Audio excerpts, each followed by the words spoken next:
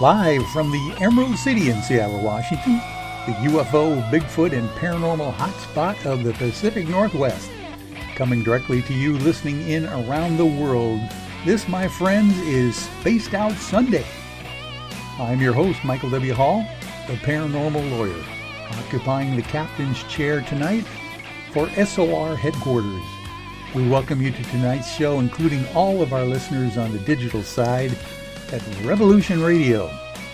And don't forget, you can always find our archive shows for free at youtube.com/Spaced Out Radio. Do us all a favor, will you, and hit that subscribe button.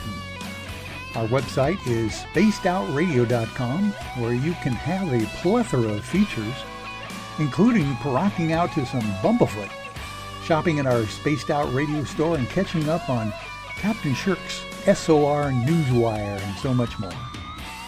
Tonight's show is brought to you by Chive Charities.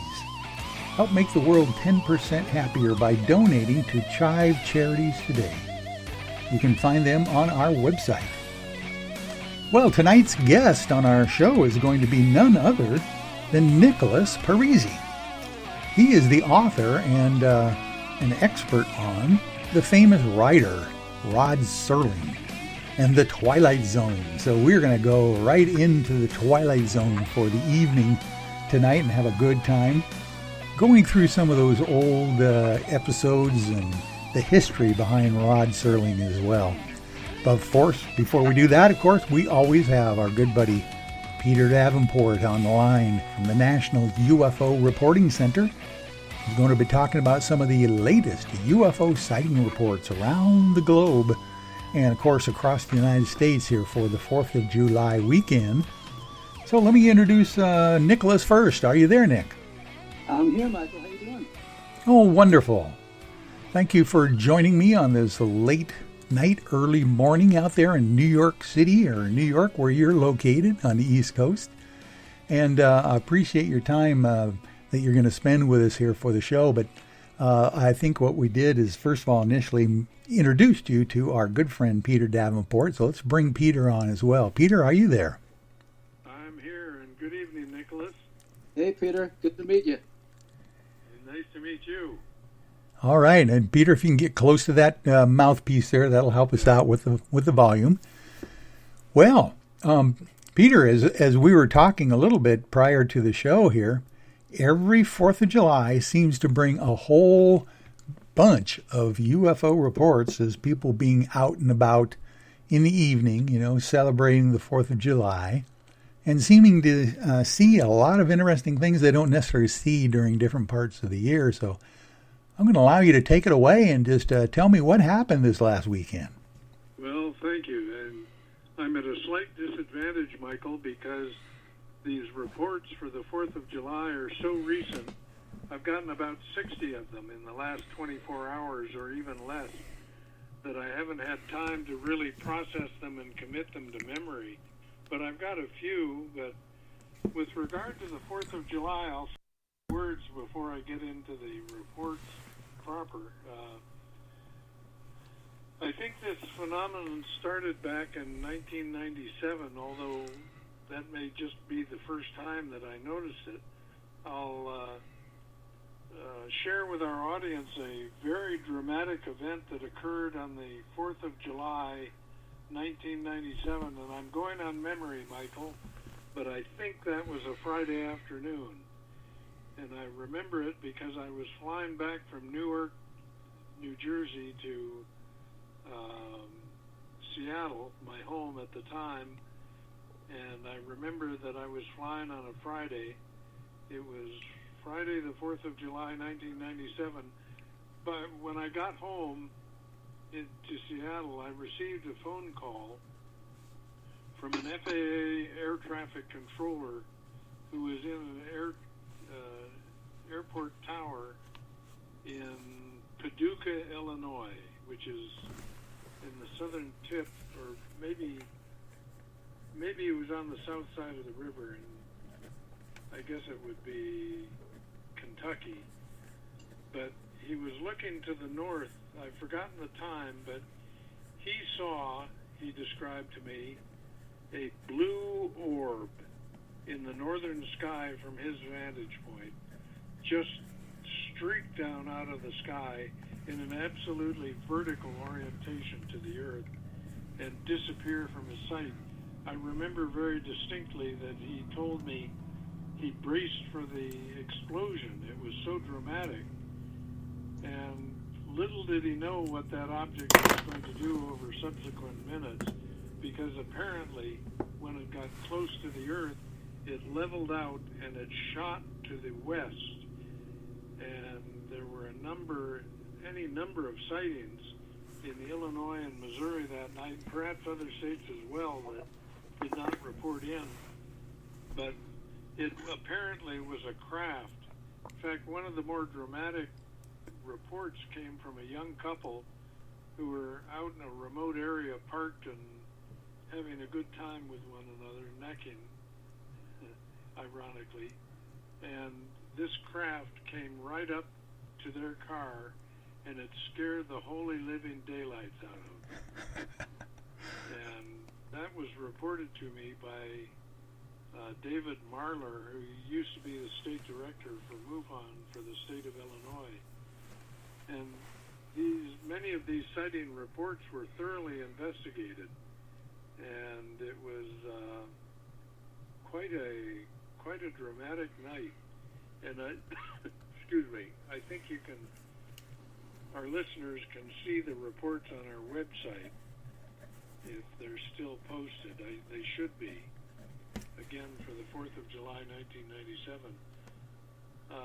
Something very similar occurred in Seattle, and I think it was 2013, if I'm not mistaken, maybe a year later. And I include the photograph in my traditional presentation of 3 orange lights perched over the I-5 bridge in Seattle, quite a well-known high bridge that cuts across the shipping canal that runs east and west through Seattle. I mention this principally because the photograph is of such high quality that it's very convincing. A lot of people have tried to say that it's fireworks, but the photo was taken before fireworks had begun, and it's a very dramatic photo, in my opinion. Very convincing photo, I should say. So the 4th of July has been very, very active traditionally, Michael. Yeah, it sure does. It seems to be that way as well. And Nick, I would imagine the same is true on the East Coast as far as you're concerned as well. I'm sure it is. I don't have any personal experience that I could share with you, but yeah, I'm sure it is. Yep. But before I delve into a few reports from the 4th of July, I'd like to introduce a few others to our audience, Michael, if you'd permit. The first one comes from 6 days ago. Kokomo, Indiana, which is straight north of Indianapolis, I believe. A couple describe how they were at 10:05 p.m. that Tuesday night, local time. They were out sitting on their patio on a balcony, enjoying the beautiful night sky. Conditions were clear, they say. The husband is the author of the report I received. He describes that the only clouds were high cirrostratus, so very thin clouds. And he describes a very bright light hanging by the moon, which was perhaps about 70 degrees above the horizon. He then goes on to describe how after he and his wife had looked at this peculiar looking light for some period of time, it started moving towards them, they thought. And not only did it appear to be approaching their position, but it began to change its color, going from yellowish white to what he calls magenta, which I presume is somewhere intermediate between red and purple. And got closer, and then it suddenly dropped it in elevation. It descended and stopped on the other side of a tree line from them. And it was at about that time that it suddenly disappeared or became very subdued so they couldn't see it. And then they became aware of a second similar object in the night sky that also was approaching them. It's a very lengthy report. I can't summarize the entire thing in a short program, but people will be able to read the report by it's posted to our website, ufocenter.com. I think we posted this one in our last update, which occurred on Friday afternoon. But it's a very convincing, very well written, very well organized report. And the gentleman said that the author of the report says that he and his wife were actually a bit frightened because of the intensity and because of the peculiar motion, the movement, the maneuvering of the object.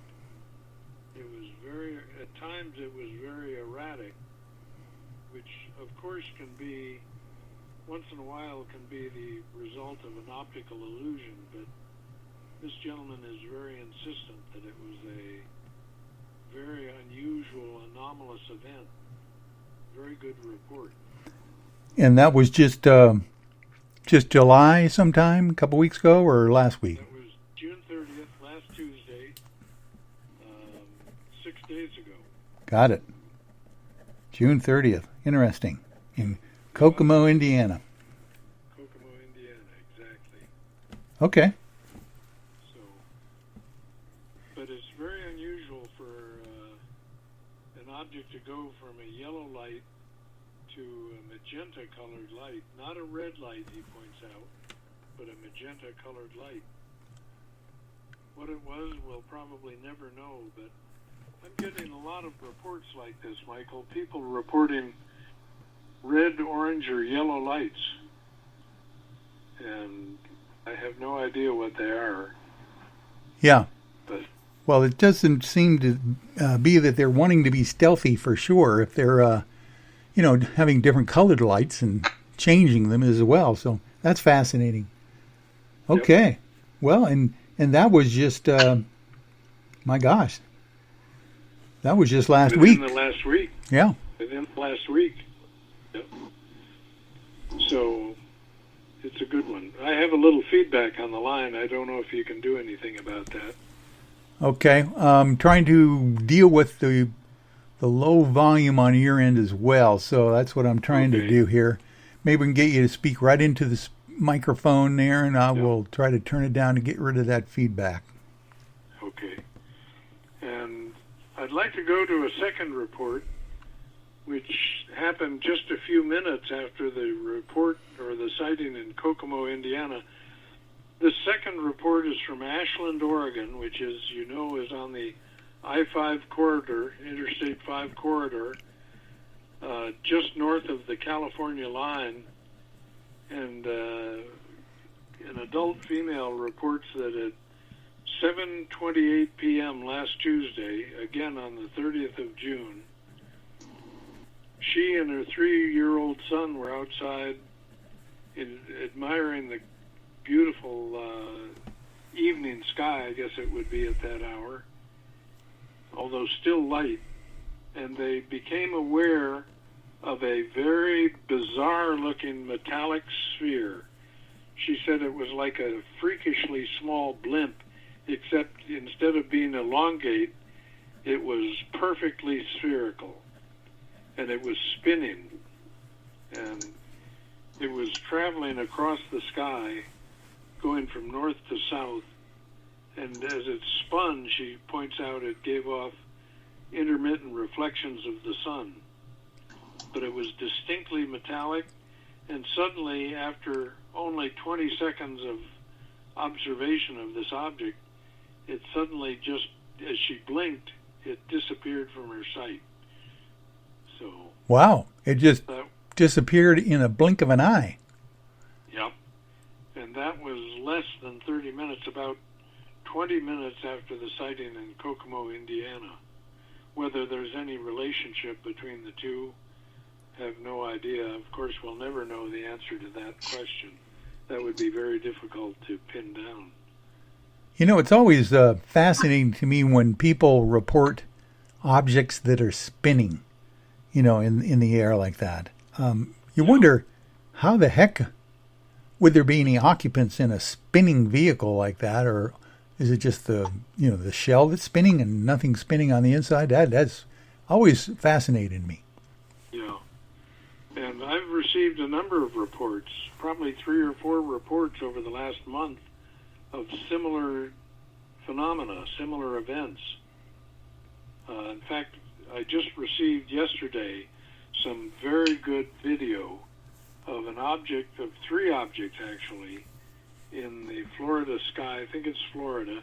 Again, these cases are so recent, Michael, that I'm not fully familiar enough with them to be able to talk about them intelligently or as a well-informed handler of the data, but these things are being seen traditionally in the daytime sky, of course. That's why they're often seen so readily, because they're in bright sunlight, and reflecting bright sunlight, it attracts the witness's attention. But another event occurred just a few hours later after the sighting in Ashland.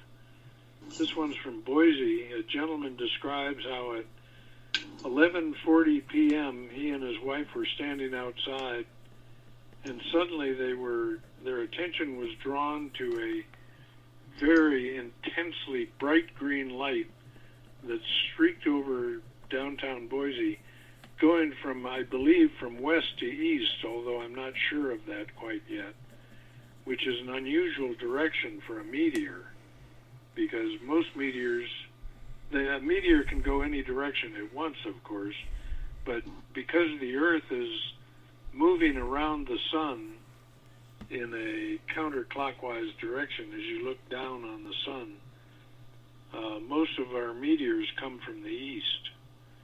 And for a very high-speed meteor to be going from west to east is, in my opinion, somewhat unusual.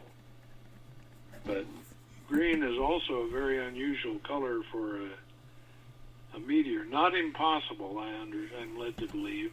Meteors are not my specialty, of course, but it's an unusual color for a meteor.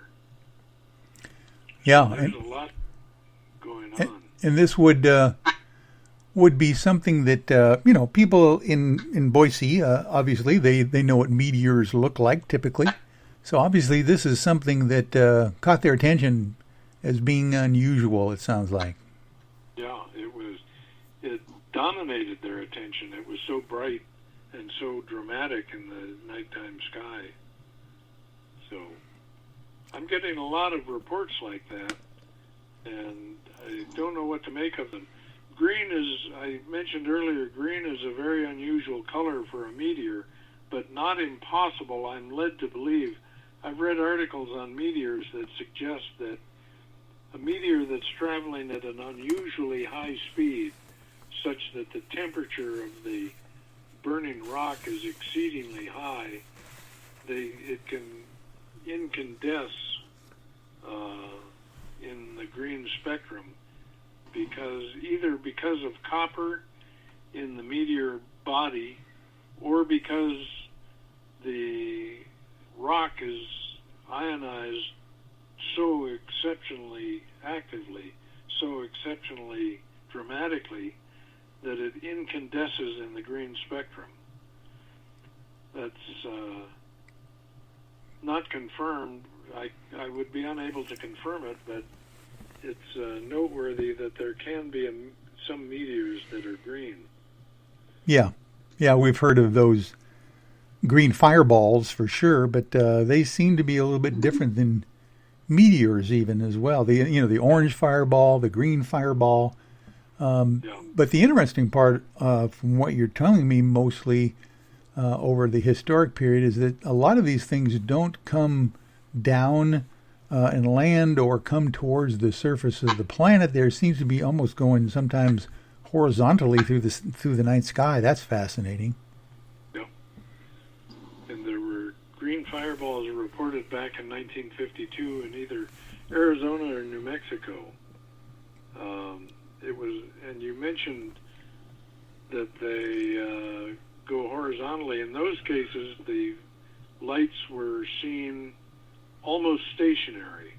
So the light they gave off could not be a function of incandescence because of friction as they pass through the atmosphere. Yeah. So there are quite a number of reports on our website, ufocenter.com, that have to do with green fireballs that aren't moving at all. Traditionally, they're red, orange, or yellow, but on occasion, green is a color that's reported.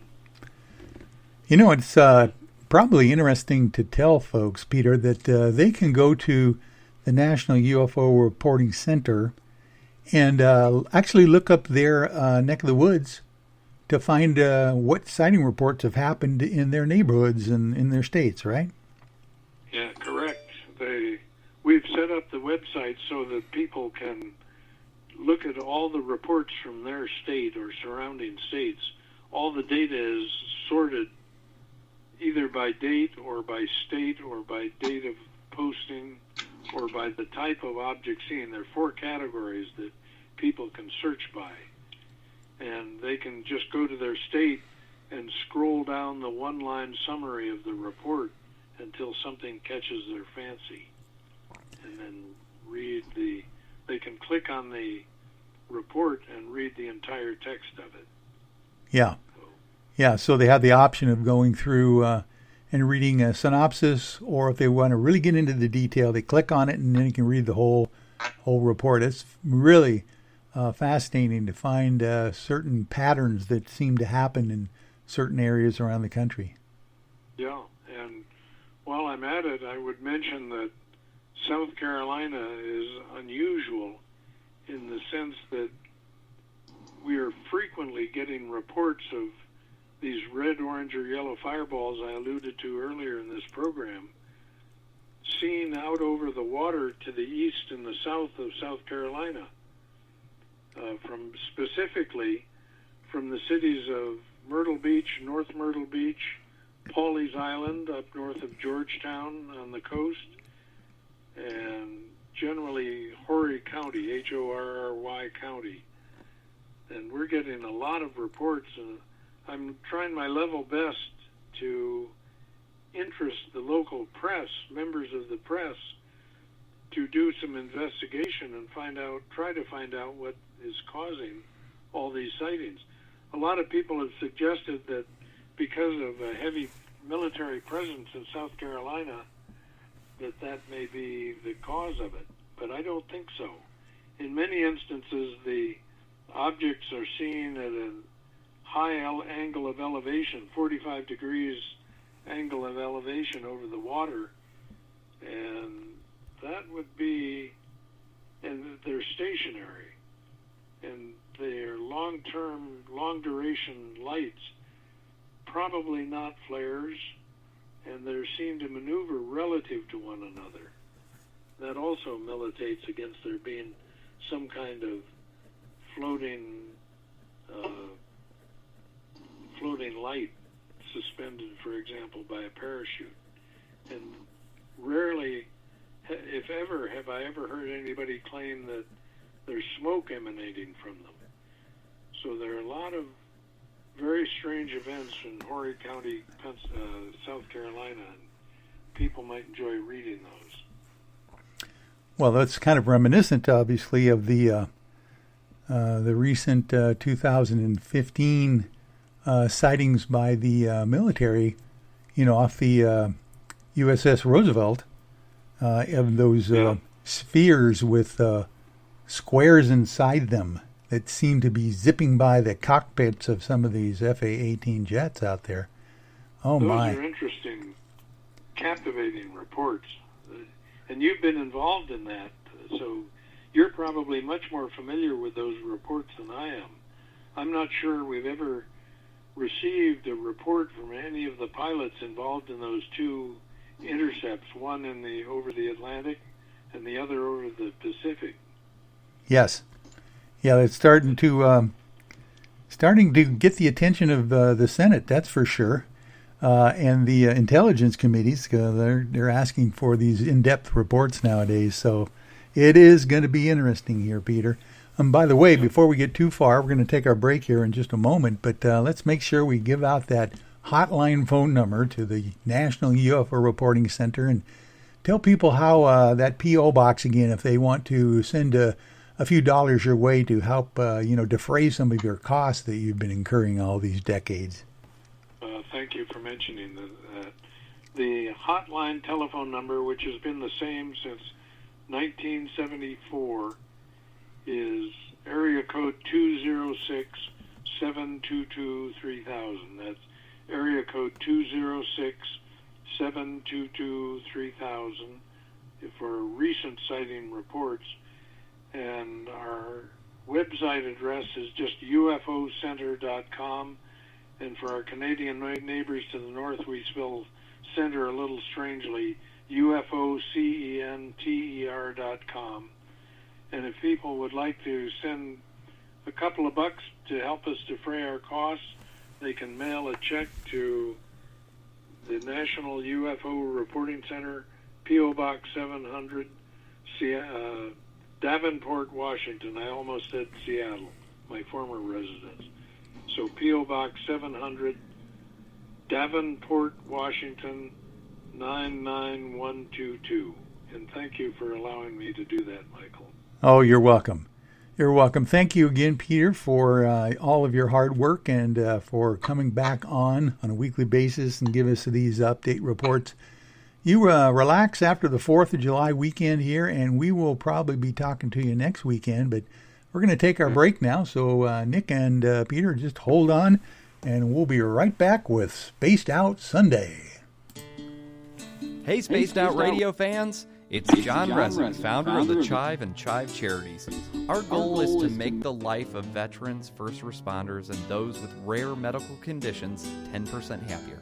We do this by donating one grant item, ranging from dance to therapy programs to prosthetic limbs, to those who need it most. To contribute to Spaced Out Radio's official charity, head over to chivecharities.org and become a donor today. I'm feeling a little spicy tonight. What to do? Why not get Bumblefuck? 4 million Scoville units of pure hard rock. Bumblefoot hot sauces come in 3 flavors. The burning Bumble. Tone it down a bit with Bumblicious and throw the sauce on everything. Spice it up. Bumble me, baby. Bumblefoot hot sauce. Get it today at kajans.com. At spacedoutradio.com, we are keeping you up to date on all the news with the SOR Newswire. Captain Shirk leads the team that is bringing you the news of the day and exclusive stories on everything paranormal and supernatural.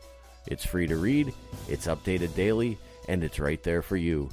The SOR Newswire is a one-stop shop for the news of the day. Check it out at spacedoutradio.com today.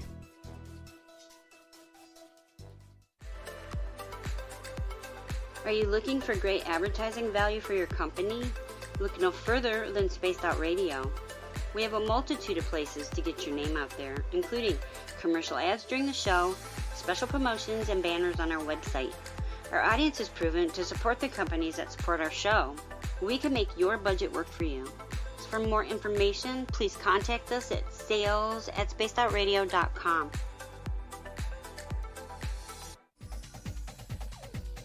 Hey everybody, the SOR Space Travelers is open. For just $5 a month, you can hang out with Dave and our crew privately in our members-only section. With your signing, you'll receive newsletters on what's going on with Spaced Out Radio. You'll have direct contact with the host during the show in our chat, live streaming videos, and a great forum for your posts and more. Become a space traveler now at spacedoutradio.com.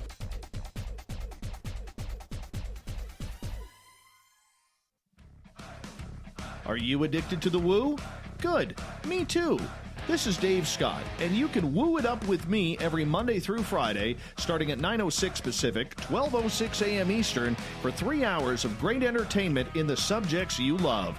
UFOs, ghosts, cryptids, intuition. Yes, we hit it all 5 days a week. Look for us at spacedoutradio.com, where together, my friends, we own the night.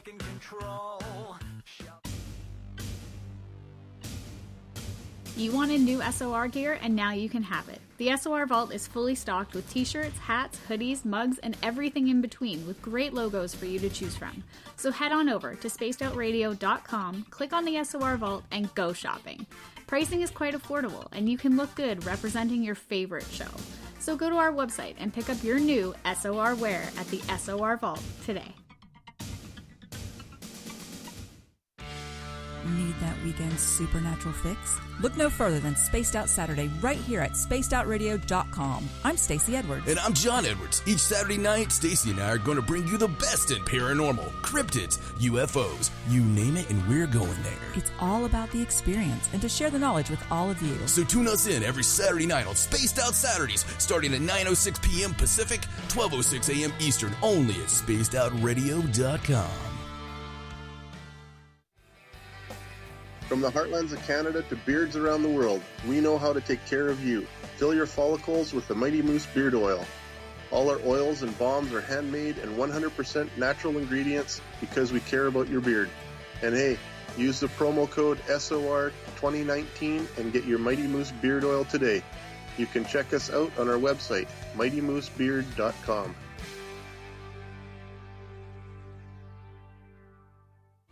We're adding to the entertainment online for Spaced Out Radio. I'm Amber Beckrud, and I want to invite you to subscribe to our YouTube channel and check out Cryptid Tales, where I will take you on a journey into some of the strangest legends and lore from around the world, relaying the stories to you of the strange creatures and experiences that people have had throughout time. You can find Cryptid Tales at youtube.com/spacedoutradio, and while you're there, don't forget to check out our free archives and leave a comment. See you there.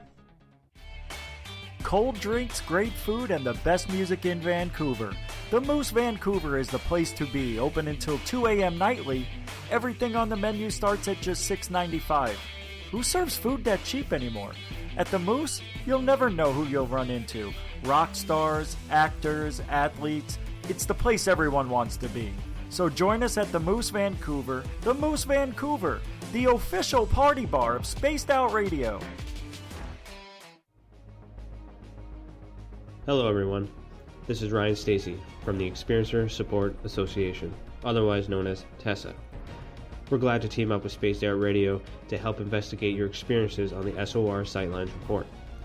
Together, we'll investigate the strange sightings and occurrences you've had. We're looking for answers just like you. So fill out a Sightlines Report on the Spaced Out Radio website and let's figure out what's going on together.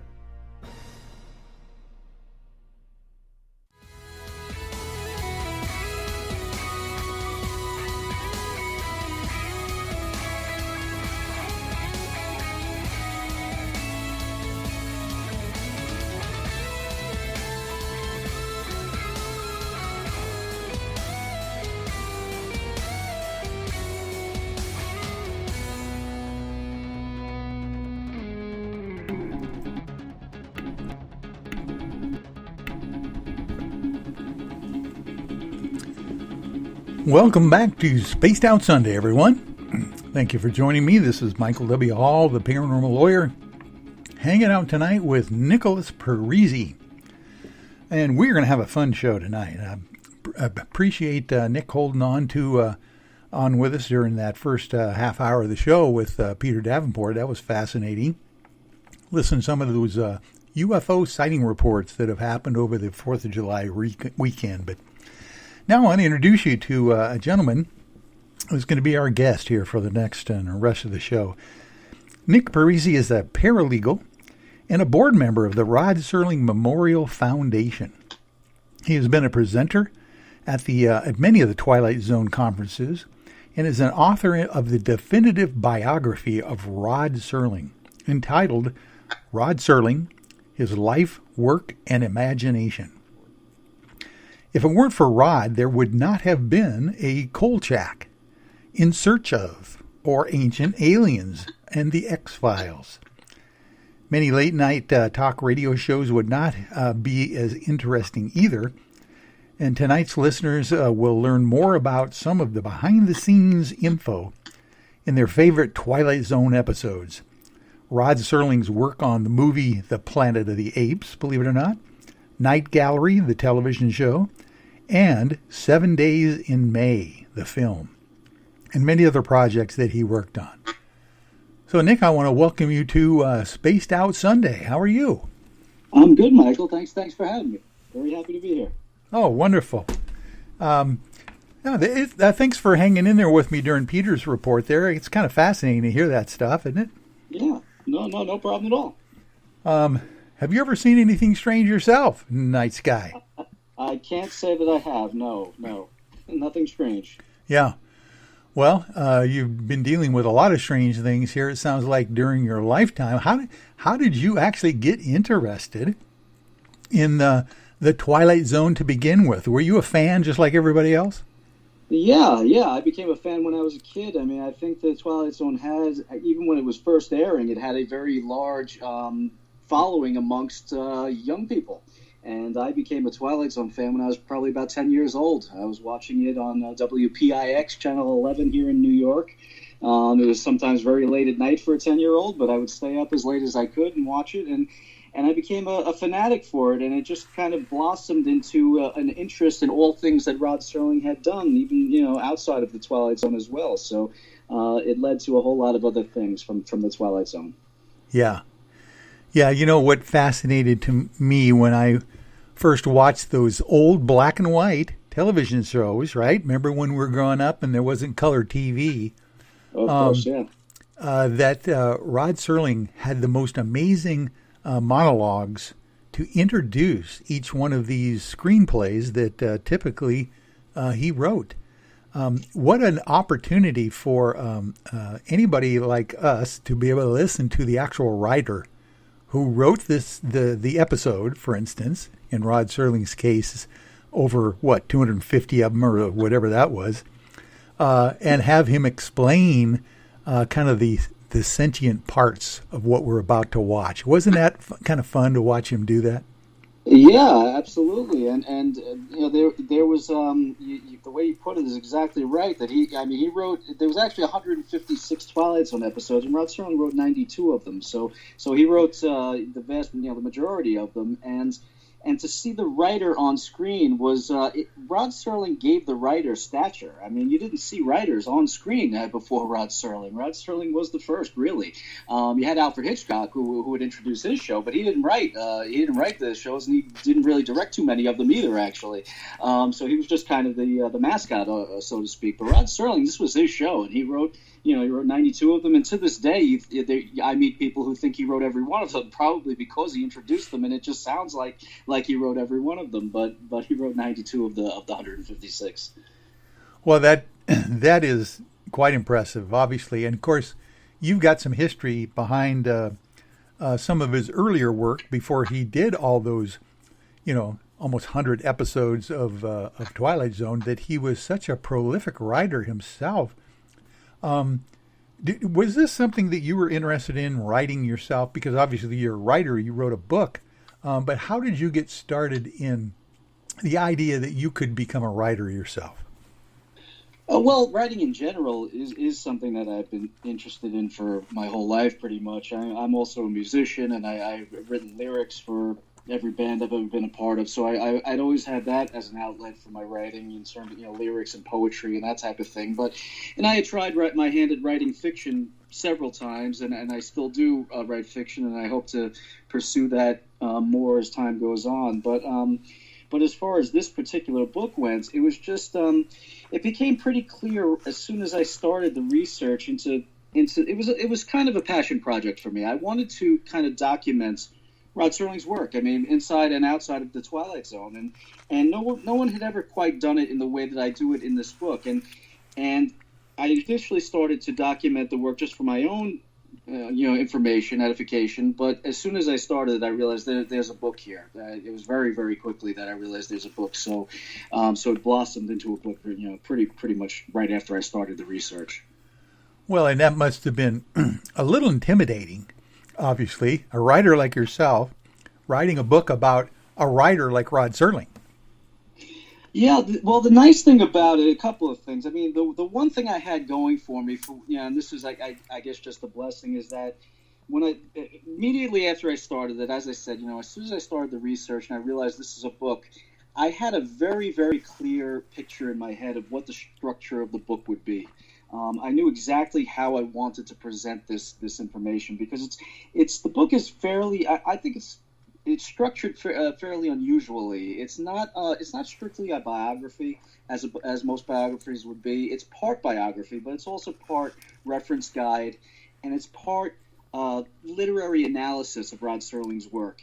And it was just very clear to me right from the get-go how I wanted to intertwine those three aspects of the book, to go from biography into this I call videography, which is the reference part of the book in terms of each particular show that he wrote, and then going into the analysis of some of these particular shows. So I did have that structure in mind right from the beginning, and the book turned out remarkably close to that picture that I initially had. Wow. What a project, too, to be able to combine all of that, all the episodes, and critical analysis and biography all in one book. This has got to be a must-have for anybody who's into the Twilight Zone.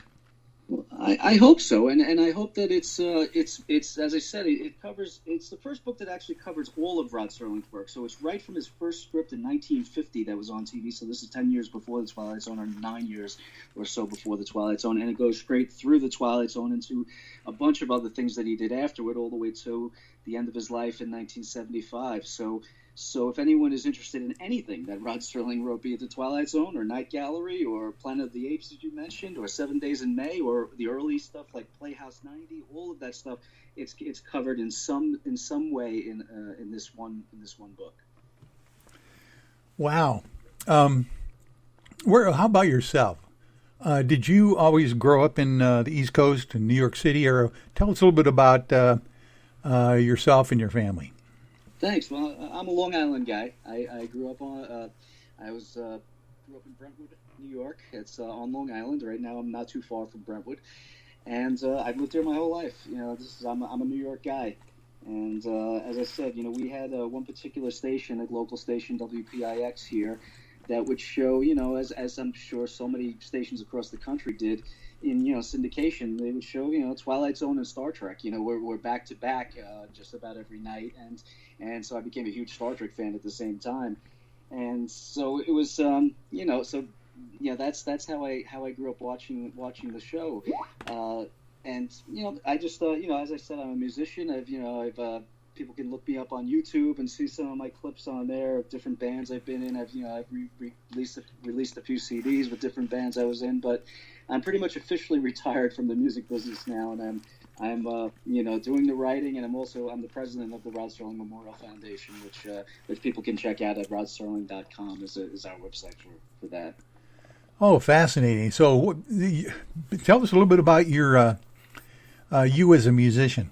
Was this something that you picked up a guitar or keyboard or drums, or what did you do to get the band together when you were growing up? Well, I'm a singer primarily. I did start as a bass player though, so I still do play bass. But I started as a bass player and a singer, and I eventually kind of gave up bass just to focus on singing. And so for most of my quote unquote career, I was a singer, and I sang for a dozen different bands, original bands, cover bands, tribute bands, all different things.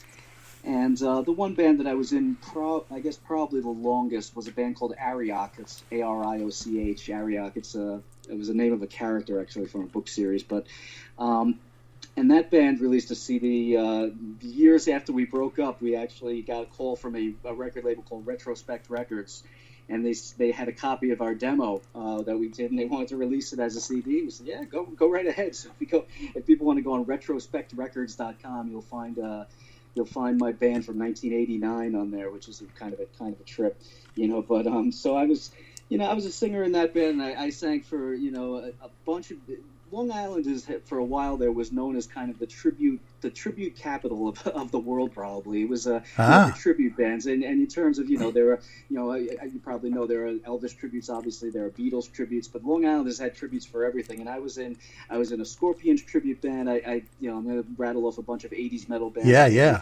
Maybe I haven't, but the Scorpions. I was in a Queensryche tribute band. I was in a Skid Row tribute band. I was in a Dio tribute band. So I fronted. I probably have the record for most different tribute bands to sing for. So, and singing is something I love to do. I still love to do it.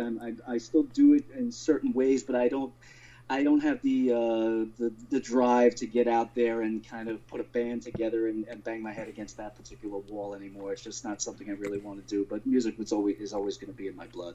Yeah, definitely. It's kind of one of those things you do for expression, for sure, and it's very interesting group of friends that you get together with. It's kind of hard to explain that to non-musicians as well. I don't know if you ever. It's an amazing thing, when you get together with a bunch of different guys and you're creating. It really is an amazing thing. There are times where you appreciate it more the older you get. When you're 18 years old and you're doing it, you kind of you can take it for granted. And it wasn't until I was probably, I don't know, in my 40s or something when I can remember a particular time where I was just practicing with one particular band, and I just thought to myself, I said, this is magic. This is magic we're doing right now. And it wasn't like we were creating Let It Be or something. We were playing, but what we were doing was magic. We were creating, on the spot, and we're creating something that wasn't there before. And it is an amazing thing to do that with other people. I mean, writing is a solitary thing. You do it by yourself, but with other people, it really is an amazing thing. Yeah. I don't know about you, but there's a client of mine by the name of Grant Cameron, who is a very famous ufologist researcher out of Canada, and he claims, he's written a book on many rock and roll artists and bands that basically say they just got downloaded these songs. They just came to them out of the blue. Some of the creative aspects of some of the best tunes ever written were just done immediately. So it's a very magical thing when you get a bunch of guys together and create something out of nothing that ends up being classic. Yeah, absolutely. Well, fascinating. Now, did you at one point then decide, hey, maybe I'm going to try to do some screenplays or write some television series myself? Did you ever do that as far as that kind of writing? I never did, no. I am a bit interested in it now, but that was never my medium. I started writing, short stories, and I tried my hand at a novel a few times, and then I banged this book out. So this this is what where I am now, but between I actually did write to put them together. Right now I've written a musical, and that's what I'm working on right now. Actually, fantastic. I'm working on the music for the musical right now. Well, tell us about that. We got a few more minutes before the top of the hour break. I'd be very interested to hear about what you're interested in as far as musical, productions.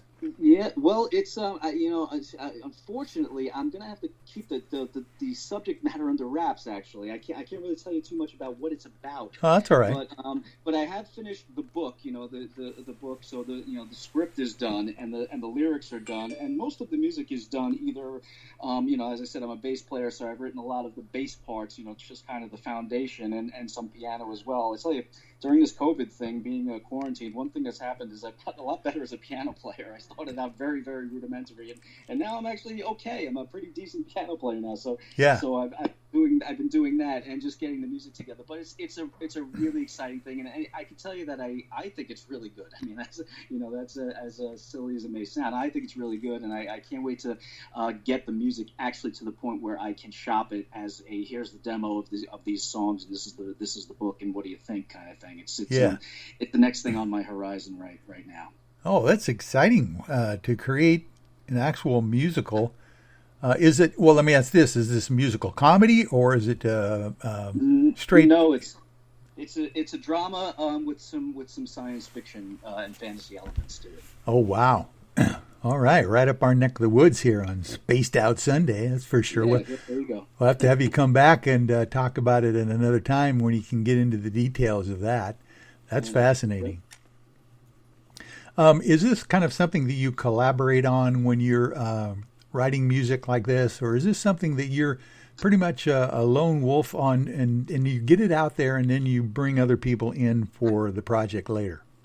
On this, it's exactly the latter. I'm working on it completely by myself, and what I'm hoping to do is, as I said, just kind of get the basics down on piano and bass. And I play enough of each instrument to kind of get the idea out at least. So I play a little acoustic guitar, I play bass, and I play a little piano. So once I get kind of the basics together, that's when I want to bring in some collaborators and build on it. Give me some meat on the bone, so to speak. So yeah, that's what I would do. And in my again, quote unquote career, that's generally how I've worked. I have never really, I've been more of a lyricist than a music writer.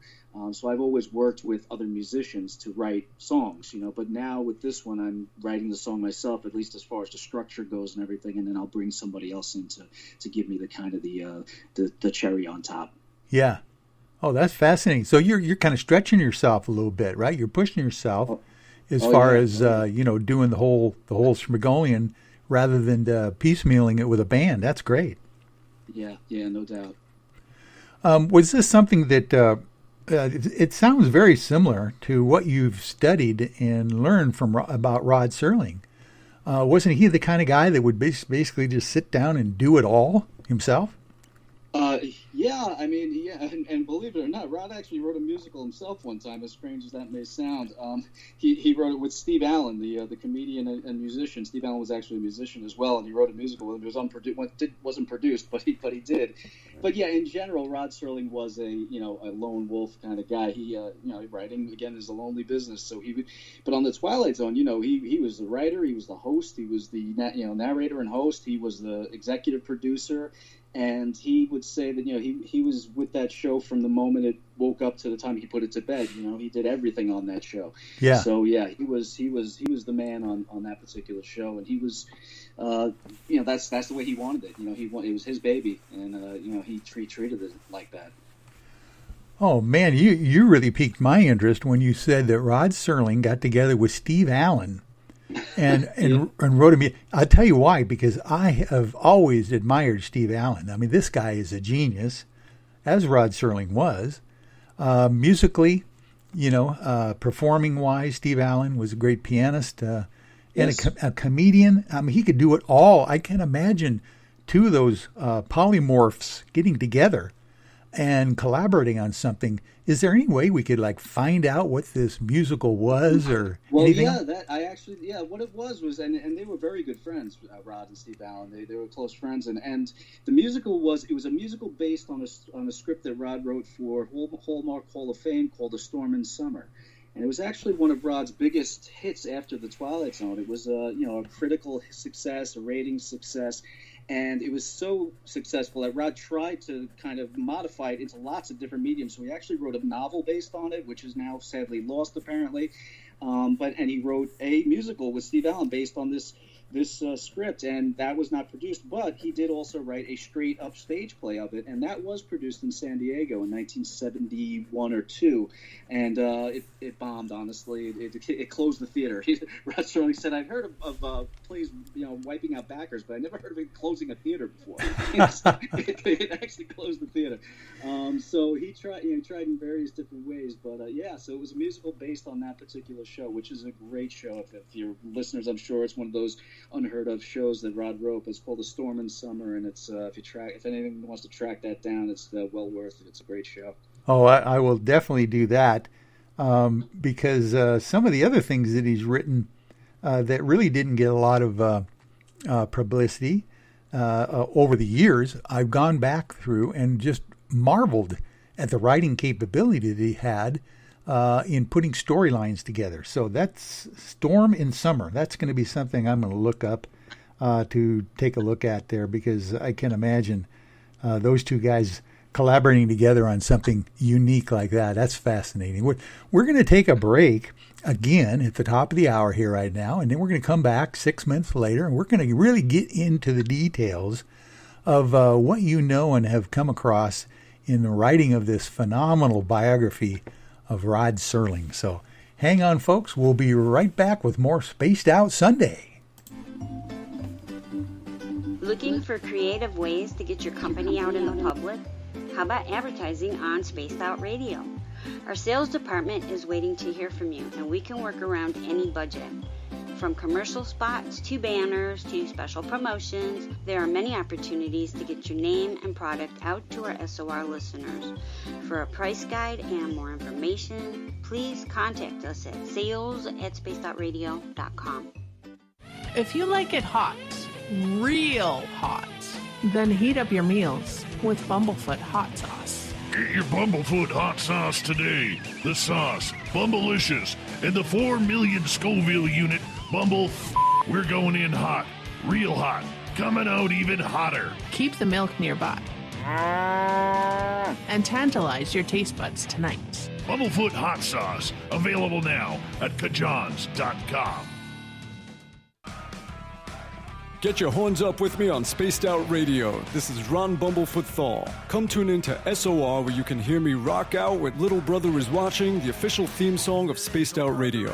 And then come on over to bumblefoot.com where you can find out about my tour schedule, my music, and everything else. Bumblefoot.com keeps you up to date on what I'm doing and the best way to stay in touch with my music and music camps. Sign up for my newsletter at bumblefoot.com and remember, Little Brother Is Watching. Visit purpleplates.com today. For over 40 years, the Purple Energy Plates have been delivering amazing results for their many customers.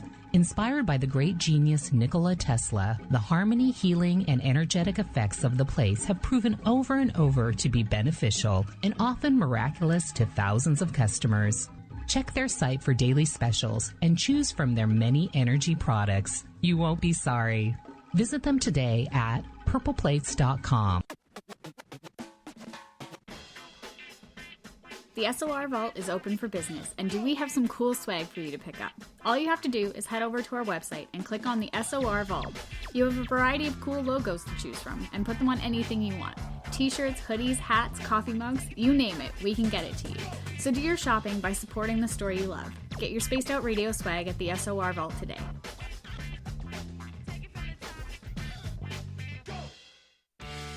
Hey everyone, I'm John Edwards. And I'm Stacey Edwards. Together we're taking over Saturday nights on Spaced Out Radio, where we're going to bring our own experiences of the paranormal and talk to the best people we can find to help bring you answers to your strange tales. We're here to entertain your need for weekend woo! So tune us in at spacedoutradio.com starting at 9:06 Pacific, 12:06 a.m. Eastern, where we can all get a little spooky together. Spaced Out Saturday nights right here at spacedoutradio.com. We are scouring the world for the most intriguing stories of your day. Take the time to read up on the SOR Newswire, where our team, led by Captain Shirk, will deliver to you some of the best paranormal and supernatural news, along with some stories that will blow your mind from the weird to the wacky. It's the news outside the news that piques interest, and that's what we're looking to deliver to you. The SOR Newswire, only at spacedoutradio.com. We all know on Spaced Out Radio we love a good beard and mustache, so why not take care of your facial hair with Mighty Moose Beard Oil? Made in Canada, we're taking care of beards and stashes around the world. We use 100% natural ingredients with our oils and balms to make your whiskers feel silky smooth. Use promo code SOR2019 at mightymoosebeard.com today. Hi, this is Amber Beckrud, and I want to invite you to subscribe to our YouTube channel where we store all of the SOR show archives for free. And as an added bonus, every 2 weeks I'm posting brand new content on Cryptid Tales, where I will get into some of the spookier legends and folklore from around the world and tell the stories that go with them. Find us at youtube.com/spacedoutradio and check out Cryptid Tales today. Drop a comment and let me know what you want to hear. See you there. Are you an experiencer of something strange that can't be explained? Do you want help finding out what's going on? I'm Ryan Stacy, head of the Experiencer Support Association, otherwise known as TESSA. We've teamed up with Spaced Out Radio to investigate cases filled out in the SOR Sightlines report. We are independent, and there's no cost to what we do. All we need is your experience. Let's find out what's happening together on the SOR Sightlines Report. Hey, space travelers, this is John Resig, founder of the Chive and Chive Charities. If you know anything about our website, you know we like to do things a little differently. We're not some faceless organization collecting money for a nebulous cause. Our donor dollars go directly toward life-improving items. Then we give those items directly to an underdog who needs it most. To become a donor with Spaced Out Radio's official charity, Chive Charities, just go to chivecharities.org/donate. For the price of 1 cup of coffee a month, you can become an SOR Space Traveler. The Space Travelers Club is a place where you can interact with other listeners, either live during the show or on our great forum. We want your stories, pictures, comments, and ideas. You'll get live video streams, exclusive content, and be a part of our newsletter. Stay in touch with everything SOR. The Space Travelers Club is just $5 a month at spacedoutradio.com. Hi there, this is Dave Scott, and I'm bringing you the Woo every Monday through Friday on Spaced Out Radio. I'm going all out to bring you the strangest, oddest stories and subjects I could find for your entertainment. Why? Because when we hit peak Woo, I know I've done my job. So come tune us in at spacedoutradio.com, 9:06 Pacific, 12:06 a.m. Eastern, and together, my friends, we own the night.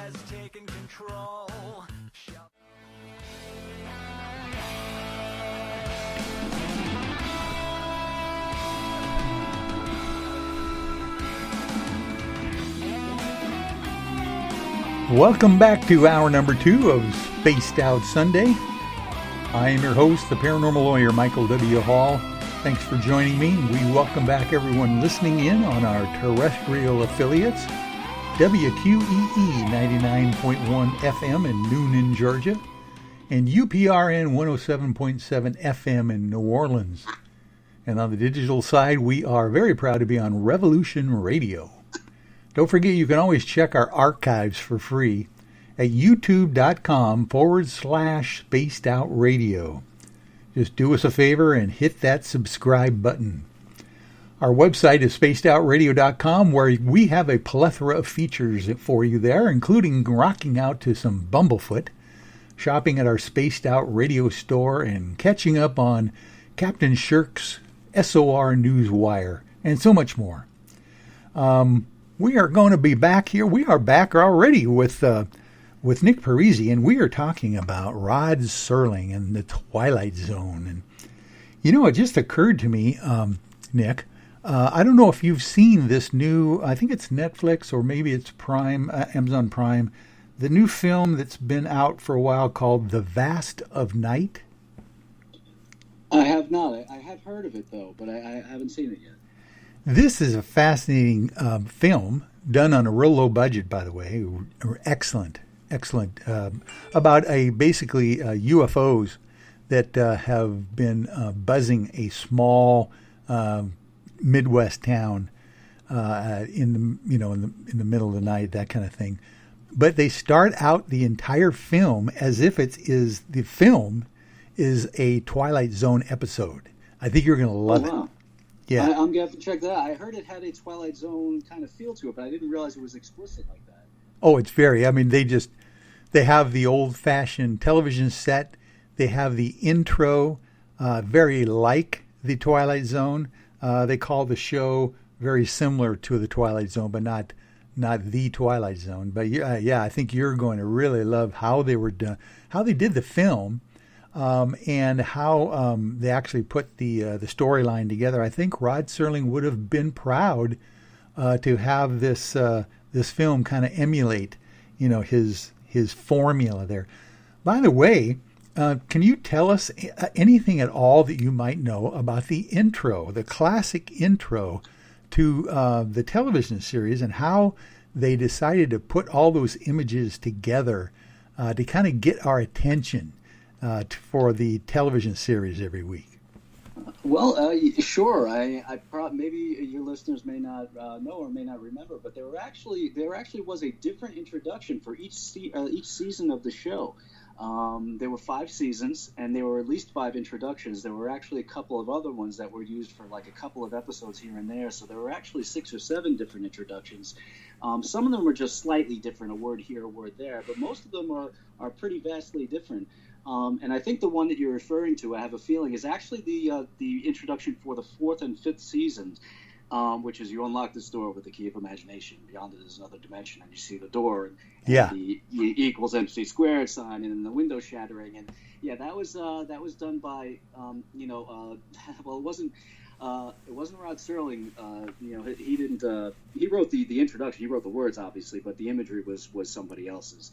And Rod always had that idea of having an evocative opening for the show, and part of the some of it was his radio background. Rod Serling really started as a radio writer. I mean, that's just the time that he came of age. To some extent, he was writing for radio in the late 40s, and radio obviously is all oral. It's all sound. So a lot of the ideas of the introductions, when he would tell what the story's about, and that was kind of a radio device, to introduce a story, because you had to it was, again, you didn't have any visuals, so the introduction to the actual series was kind of along those lines, that he wanted to tell you what the Twilight Zone was, what you were getting yourself into that particular week, because this show was very, very, very different from anything else that was on television at the time. There simply wasn't anything like the Twilight Zone. There had been science fiction on TV before, but nothing quite like this, and certainly nothing fantasy, nothing like this on the fantasy side of things. And Rod Serling had to really explain the series to people, not just in the introduction, but when he went on talk shows and things, he had to explain to them what it was, because television viewers just didn't have the savvy that they have today. They really didn't. They weren't used to this type of thing. They weren't used to shows that quite didn't always make 100% rational sense, or maybe never made rational sense. The network used to say about the network, they like to have their shows tied up in a nice, neat bow at the end. And the Twilight Zone wasn't like that, So the introduction was somewhat to that extent of introducing the people to the show and telling them what they were in for on that particular week. Oh, definitely. And boy, did it get your attention right out of the bat. No matter where you were in the household, if the television was on when the Twilight Zone, intro started, you would take notice. It was not like your normal production, craft music theater or anything like that. It was something that basically got your attention right off the bat, and you'd have to look at it to find out what was going to be happening next, because you just never quite could tell. These episodes were so they made you think, is what they did. They made you go away from that episode thinking, you'd think about that story. Absolutely. And I was born in 1970, so I was born well after the Twilight Zone left the air. And the funny thing about those introductions, I'll tell you, the funny story for me anyway, is that when I was a kid and I was 10 years old watching it, and people were always talking about the Twilight Zone being scary. The people, there certainly were scary episodes and everything, but I was never particularly scared of the Twilight Zone, even when I was a kid, 9, 10, 11 years old. But the introduction scared me. The beginning of the show always scared me. The eyeball scared me. The music scared me. Everything about it. So when I would watch it late at night in my bedroom, by myself, I would turn off the TV for 30 seconds until the introduction was over, and then turn it back on again and watch the actual show, because that's what would scare me. Everything else I was fine with, but the introduction scared me. That creeped me out. Yeah. Oh, that's fascinating. Now, you've alluded to the fact that Rod Serling was started out in radio. Can you give us a little bit of an idea of how Rod Serling became a writer in the first place? Yeah, sure. Well, the short answer of how Rod Serling became a writer is three words: World War II. He served in World War II. He served as a paratrooper in the Pacific Theater, and he volunteered for the Army the day after high school graduation in 1942. And he was barely 18 years old, and he went to fight. He joined.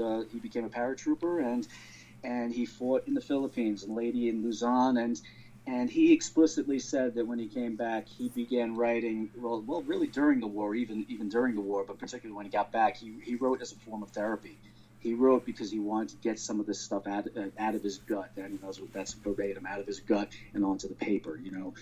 And so writing was a form of therapy for him. And a lot of the early stuff that he wrote, like while he was in college after he came back from the war, was semi-autobiographical war stories. And, you know, he saw some major combat, some terrible things. He was involved in some terrible things.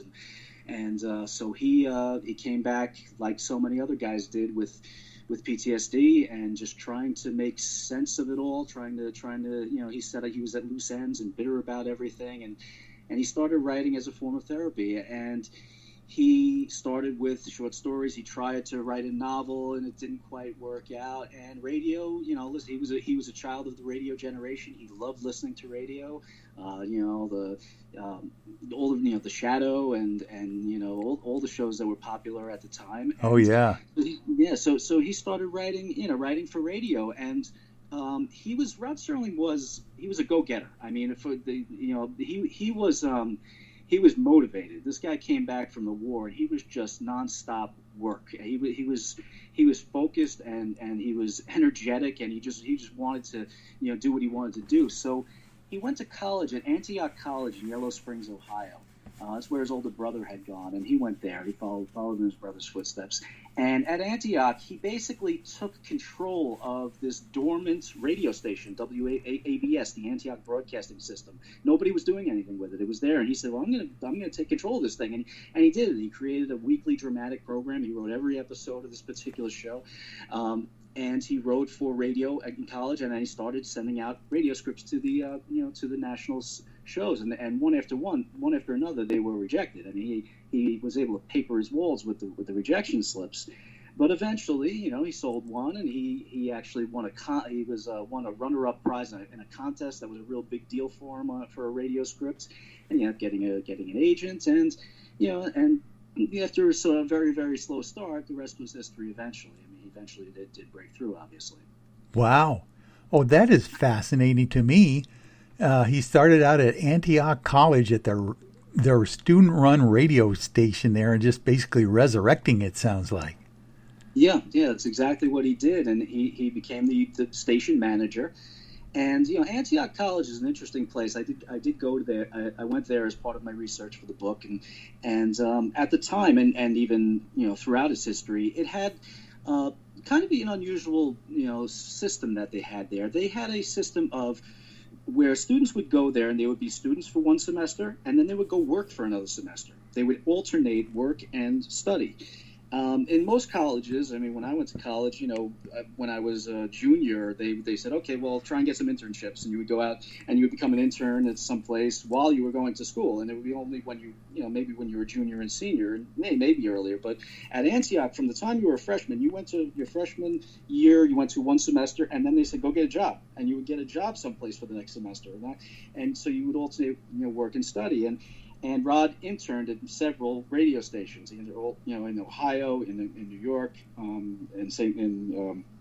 Louis, all over the place. So he cut his teeth in radio, and he was writing schlock. He was writing, you know, DJ patter and you know, commercials and biographies of local stations, but he always wanted to write drama. He was dying to write drama, and that eventually that's what he did, you know. But he had to go through this period of writing what they wanted him to write, which was just this schlock for radio that he just hated doing.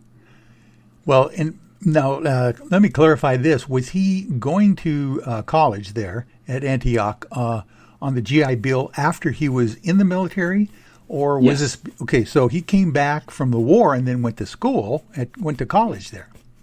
Yes, absolutely. Yes, so he was an older freshman. He was, you know, 21 years old, or 22, almost 22 years old as a freshman. So, and that's one of the reasons that he really that he went to Antioch, was because he was older and he wanted to get some real world experience, you know, right off the bat. So he wasn't about to go to school for 4 years and wait 4 years to get his foot in the door at some radio station or television station. But at Antioch, he could get a foot in the door first year. You know, you can do a semester and then go right to some radio station and get some real world experience. So that's what he did. Yeah. Yeah, fascinating experience. Oh my gosh, I actually got broadcast journalism degree myself from the Edward R. Murrow College of Communications at Washington State University. I remember we had our student-run radio and television stations as well. We did, and of course we go out and do our internships, at Como and King 5, in Seattle and those kinds of things. I can't imagine doing a program like that where literally, by the way, did that take him twice as long then to get a degree from something like that? Because you had to take a year off or a semester off and then come back and do it again? Or how did that work? No, you did it for credit. It was a credit, so you got full credit for the internship. Fantastic. That was your semester. So yeah. So you got full credit. He graduated the same 4 years as anybody else would have. Oh, that is the best way to learn. Oh my gosh, get out there in the field we would agree with you. And do it, And then of course, he literally, you were saying that he had a brother that was also a little older than him. And I think you mentioned before the show that he was also a writer. Can you tell us a little bit about that? And maybe is that why he got into the idea that he could become a writer? His older brother Robert was a writer, and he was a journalist, and initially a journalist. And when Rod went to college at Antioch, his brother had already graduated from Antioch, and his brother at that time was a writer for the AP, the Associated Press. He was that's what he was doing. So I never heard Rod say anything along the lines of that my brother inspired me to become a writer. He knew he was a writer, and he did bounce some things off of his older brother. But he did inspire him to go to Antioch, that's for sure. He thought Antioch was a good fit for him because his brother went there and because of the other reasons that I mentioned. But Robert Serling began as a journalist. He wrote for the AP and wrote for plenty of other news outlets. And he was an aviation expert, Robert Serling, and he ended up writing. He wrote a novel called "The President's Plane Is Missing," which was a bestseller, and it spawned a TV movie. And he wrote several other novels that were aviation based. There's another. I think there was a sequel to "The President's Plane Is Missing." He wrote a book called "The Stewardesses." It was, so he wrote a lot of novels that were kind of based on airplanes, but he also wrote a lot of nonfiction. About aviation history and also about safety. He was a safety expert, and so he was called in on by a lot of airlines to consult about safety issues and that kind of thing. So Rod Serling obviously was a much more successful writer, but his brother was very successful in his own right as well. That's fascinating that you mentioned that his brother was an aviation expert as well. Was there any collaboration? For instance, I remember one of the most classic episodes that I remember seeing as a Twilight Zone fan was William Shatner and the gremlin on the wing of the airplane. You remember that episode? Oh, of course, yeah. It's called Nightmare at 20,000 Feet. Oh, yes. My, was that... Now, talk about a scary show for me as a kid. That was one of those shows that really got to me and would stick with me, after I watched it. But... I'm wondering if there's any collaboration between the two brothers on any of the episodes for The Twilight Zone. There was actually, yes. Yeah, it's funny that you mentioned actually, Nightmare at 20,000 Feet was written by Richard Matheson, so Serling didn't write that one. Oh, my. So there was nothing on that one. But there's an earlier Twilight Zone episode called The Odyssey of Flight 33. That people may remember. It's about an airplane that breaks the sound barrier and inexplicably goes back in time, and to the dinosaurs. It goes back thousands of years, and they suddenly look out the window and there's dinosaurs outside. And that particular episode, Rod Serling ran that idea by Robert Serling. He said, "Listen, I got this idea. What if a plane broke the sound barrier? Was able to go fast enough to break the sound barrier, and somehow went back in time?" And Robert Serling, of course, said, "That's ridiculous, Rod. That's a stupid idea. It's ridiculous." And Rod went with it anyway. He didn't care what he said about it in terms of the idea anyway. But yeah. But he did consult his brother on the dialogue in that particular episode, because when the pilots are in the cockpit and they're talking about they're calling down to the control room, and they're saying, they're talking about vectors and the airspeed and the wind speed. He wanted that to be authentic, so he asked his brother to help him with that, and his brother actually did write the dialogue that the pilots use in that particular scene. And if you look at the credits in that episode, you'll see that Robert Serling got a technical assistant credit on the episode, a technical consultant, I think it was, credit. And there were 2 times that they collaborated. That was one, and the other time was earlier on, which was on an episode of Playhouse 90, which was a series that Rod wrote for another airline episode called The Panic Button, which was about a plane crash, and they're investigating the cause of a plane crash. And same kind of thing. Rod needed some technical jargon, and he went to his brother, and his brother wrote up some sample things that the pilots could say during this particular scene. And same thing. He got like a technical consultant credit on that show as well. Do you have any idea what the older brother thought of Rod's success, in this genre? He was very proud of his younger brother, that's for sure. One thing about the Serling brothers, they grew up. Robert Serling was I think he was 6 years older than Rod, and 6 or 7 years older than Rod. And by the way, Rod died when he was 50, and Robert Serling lived to, I think, 94 or something like that, 92, 94. So, wow. So Robert Serling was around for a long, long time after his brother died. But they grew up loving the same things, loving the same movies, the same comic books, they would read the pulps together. They would read comic books together. They went to the movies together. They would, Robert Serling said that they would go to a movie and then they would come back and they would reenact the movie, the two of them. They would play and recite the dialogue that they just saw. So they were cut from the same cloth in that respect. So they had a lot of the same tastes. And Robert Serling, I'm sure he loved the Twilight Zone, and he was very, very proud of his kid brother. Oh, that's fascinating. Yeah, being 6 or 7 years apart, that's quite a bit. When you're siblings. Did they have any other siblings in their family? No, it was just the 2 of them. Oh, interesting. Okay. Well, oh my goodness, you're really piquing my interest here when you say Richard Matheson, and these famous, screenwriters and radio and television writers back in those days. Richard Matheson was probably, as the one of the more, prolific, along with Rod Serling, writers of the paranormal, genre as well. I remember meeting Richard Matheson myself, believe it or not, in 1979 when I was an extra in the movie Somewhere in Time with Christopher Reeve and Jane Seymour and Christopher Plummer. Wow. When they did a film, based upon his book Bid Time Return on Mackinac Island in Michigan, and of course they hornswoggled him to be an extra himself, have a bit part in the film. But what a hero of mine. I spent about 11 years in Hollywood myself, trying to be famous like everybody else as a writer and a singer and a performer. But Richard Matheson, to be able to meet that guy, oh man. I never had the chance, so I envy you. He's certainly one of my heroes as well. I mean, Richard Matheson, talked about a great career. I mean, he wrote, for television for years and years and years. He wrote screenplays. He wrote several terrific novels. Bid Time Return is just one of them. I mean, he wrote I Am Legend, which has been filmed 1,001 times, I think, by now. Yeah. He wrote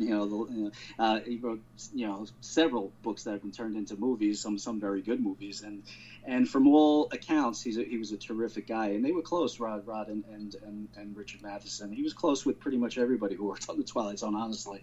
And his son, Richard Christian Matheson, is a successful writer himself, and thankfully I've been able to talk with him a few times, but I never got the chance to meet his dad. I wish I could have. Oh my God! Chris, his son was when I was a tour guide at Universal. That's how I started out, in Hollywood. He would play softball with us. Chris did. He was kind of our age at the time and stuff. And you could tell that this guy was going to be quite famous himself, as the son of a famous writer. He had a lot on the ball himself, So it's fascinating to kind of talk to these people that literally have it in their genes, and then they actually, step up to the plate and show their talent as well. So fascinating stuff. Yep. Absolutely. Well, we're having an old-time down-home reminiscing show is what we're doing here, so this is great. But, we're going to take our bottom-of-the-hour break here now, Nick, and we're going to come back about 6 minutes from now, and we are now going to really get into some of the details, maybe some of the episodes, and some more background on Rod Serling. So hang in there, folks. We'll be right back on Spaced Out Sunday. Cold drinks, great food, and the best music in Vancouver. The Moose Vancouver is the place to be, open until 2 a.m. nightly. Everything on the menu starts at just $6.95. Who serves food that cheap anymore? At the Moose, you'll never know who you'll run into. Rock stars, actors, athletes. It's the place everyone wants to be. So join us at the Moose Vancouver, the official party bar of Spaced Out Radio. Hey, space travelers, this is John Resig, founder of the Chive and Chive Charities. If you know anything about our website, you know we like to do things a little differently. We're not some faceless organization collecting money for a nebulous cause. Our donor dollars go directly toward life-improving items. Then we give those items directly to an underdog who needs it most. To become a donor with Spaced Out Radio's official charity, Chive Charities, just go to chivecharities.org/donate. Hello, this is your guitar man, Ron Bumblefoot Thal, and I have to tell you, I love the response I get for Little Brother is Watching from Spaced Out Radio fans. It's amazing how music can inspire and make people think deeper about what's going on in the supernatural world. You can head over to my website, bumblefoot.com, to check out my music, my guitar workshops, my touring, even check out some of the hot sauces that I'm working on. And make sure you keep on listening, because with Spaced Out Radio, you know Little Brother is watching. We're adding to the entertainment online for Spaced Out Radio. I'm Amber Beckard, and I want to invite you to subscribe to our YouTube channel and check out Cryptid Tales, where I will take you on a journey into some of the strangest legends and lore from around the world, relaying the stories to you of the strange creatures and experiences that people have had throughout time. You can find Cryptid Tales at youtube.com/Spaced Out Radio. And while you're there, don't forget to check out our free archives and leave a comment. See you there. Hey everybody, the SOR Space Travelers is open. For just $5 a month, you can hang out with Dave and our crew privately in our members-only section. With your signing, you'll receive newsletters on what's going on with Spaced Out Radio. You'll have direct contact with the host during the show in our chat, live streaming videos, and a great forum for your posts and more. Become a space traveler now at spacedoutradio.com.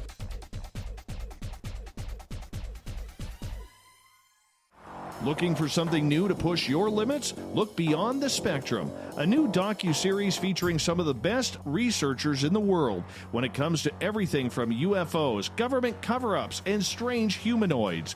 Truth seekers Stephen Bassett, Jeff Meldrum, Jack Kasher, and Stanton Friedman, among others, all chip in to bring their knowledge to you. Beyond the Spectrum can be found on Amazon as well as Tubi TV. Tell us what you think on our Amazon page.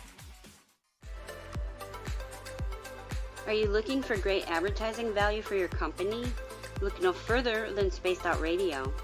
We have a multitude of places to get your name out there, including commercial ads during the show, special promotions, and banners on our website. Our audience is proven to support the companies that support our show. We can make your budget work for you. So for more information, please contact us at sales@spacedoutradio.com. At spacedoutradio.com, we are keeping you up to date on all the news with the SOR Newswire. Captain Shirk leads the team that is bringing you the news of the day and exclusive stories on everything paranormal and supernatural. It's free to read, it's updated daily, and it's right there for you. The SOR Newswire is a one-stop shop for the news of the day. Check it out at spacedoutradio.com today.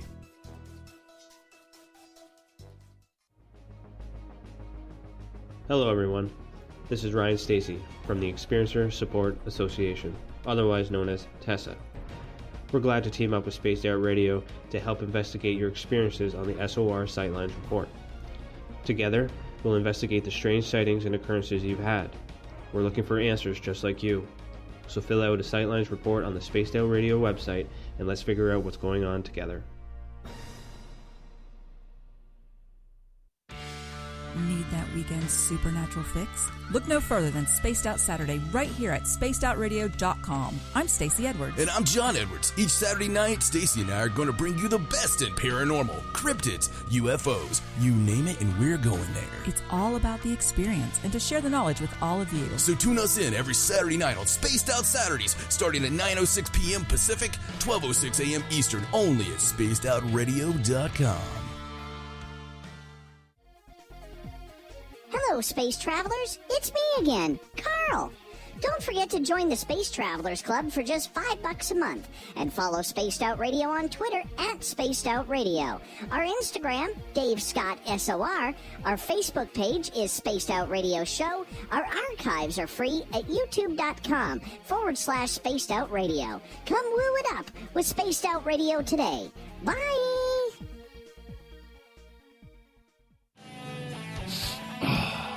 I'm feeling a little spicy tonight. What to do? What to do? Why not get bumblefuck? 4 million Scoville units of pure hard rock. Bumblefoot hot sauces come in 3 flavors. The burning bumble.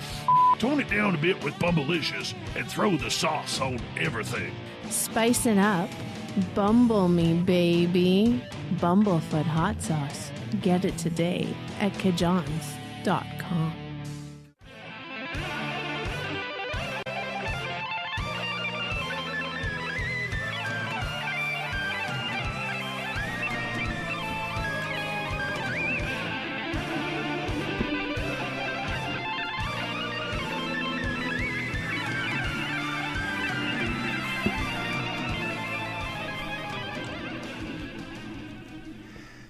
Well, welcome back, everyone, to Spaced Out Sunday. This is Michael W. Hall, and we are talking with Nicholas Parisi, and we are talking about Rod Serling. Little thing here I'd like to read to you. It says, long before anyone ever heard of alien cookbooks, gremlins on the wings of airplanes, or places where pig-faced people were considered beautiful, Rod Serling was the most prestigious writer in American television history. As the creator, host, and primary writer of The Twilight Zone, Serling became something more. He became an American icon. When Serling died in 1975 at the age of 50, he was the most honored, most outspoken, most recognizable, and likely the most prolific writer in television history. That is fascinating stuff to be able to hear about, Nick, in the idea that you have been able to delve deeply into his entire life and put it into a biography / critique book that everybody's got. Let's get the title out again for people that want to be able to get that book. I appreciate it, Michael. Yes, yeah. It's Rod Serling, His Life, Work, and Imagination. And you can find it on Amazon or any bookstore, really. You know, it's fascinating to me. I didn't know this until just recently when I really got into, getting into the details when you look at somebody on YouTube and you kind of study them a little bit. Rod Serling was quite a small man. Isn't that right? Yeah, he sure was. He was 5'5", on a tall day.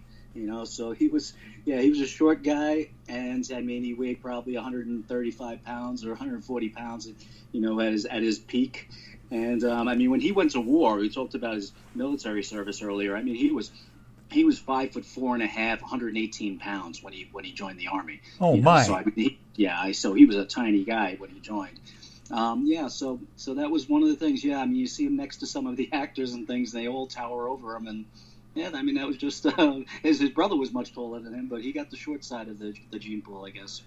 Well, the funny thing is that when you see him do his introductions, there's no perspective of any other actors involved. So I had no clue that he was a very small person, himself, very well built. I mean, he obviously had a great physique and everything, but he's just a small man, and I never knew that until I got into more details later in life and realized that. Fascinating. Yeah, and he was in very good shape. I mean, other than a heart condition that ended up killing him at age 50. But yeah, if you ever see pictures of him, I mean, he boxed in the Army, and he was always in good athletic shape. He was, he liked to play sports. He played baseball when he was a kid, and in his later years he played tennis and things like that. So he was always in visibly good shape. But yes, he was maybe 5'5". Yeah. Oh, wow. You imagine he must have made a heck of a welterweight in the Army. My gosh. Or a flyweight. Yeah. Flyweight. Sure. Yeah. Definitely. I was a wrestler myself all the way through college. So some of those 118, 112 pounder guys in college. Oh my, were they built? These guys were just awesome on the mat. So you just never know in the size wise and how good they really are. Right.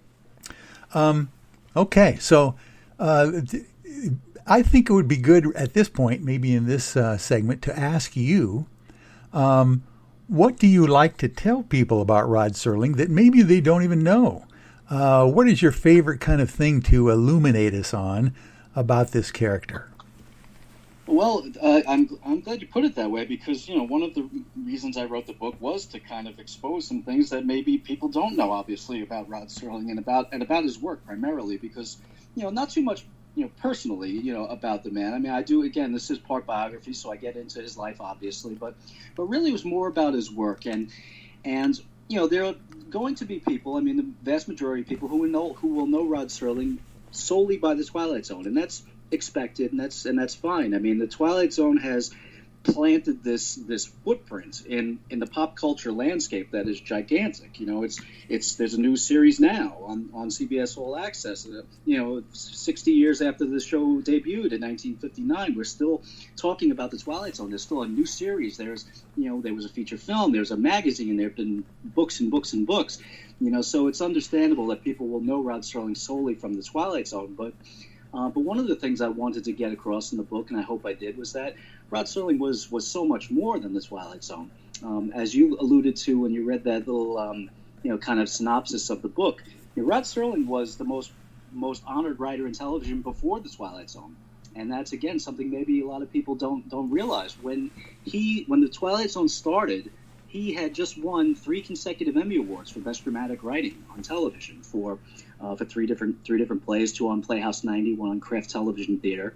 And he was if in 1958-59 you asked the average American to name a television writer, the overwhelming odds were they were going to say Rod Serling. That would be the only name they knew. I mean, there was Patty Chayefsky was a big name at the time. There was Gore Vidal was a big name at the time. But Serling was the biggest. And again, he just won 3 consecutive Emmy Awards. So that would be the first thing I'd like for people to know is that how successful Rod Serling was before his biggest success in the Twilight Zone. So that would be the first thing. And then the second thing would be that if you read, I felt that if you read other books about Rod Serling or other things about Rod Serling, it's very easy to get the impression that after the Twilight Zone, Rod Serling just kind of fell off the face of the earth, that his career just kind of petered out very quickly, and there was really nothing of substance after the Twilight Zone, and I think that's nonsense. So I would want people to know that he wrote a lot of really great stuff after the Twilight Zone. Some of it for Night Gallery, which was the last series that he wrote. He wrote some great stuff for Night Gallery, but there's some other stuff as well. So the before and after Twilight Zone periods are the 2 things that I would most like to expose people to. Yeah, and from what I gather, from what your book says, I understand as well, is that he was quite a unique personality. He wasn't just the kind of guy that didn't just went along with the crowd. He was kind of a rabble-rouser himself.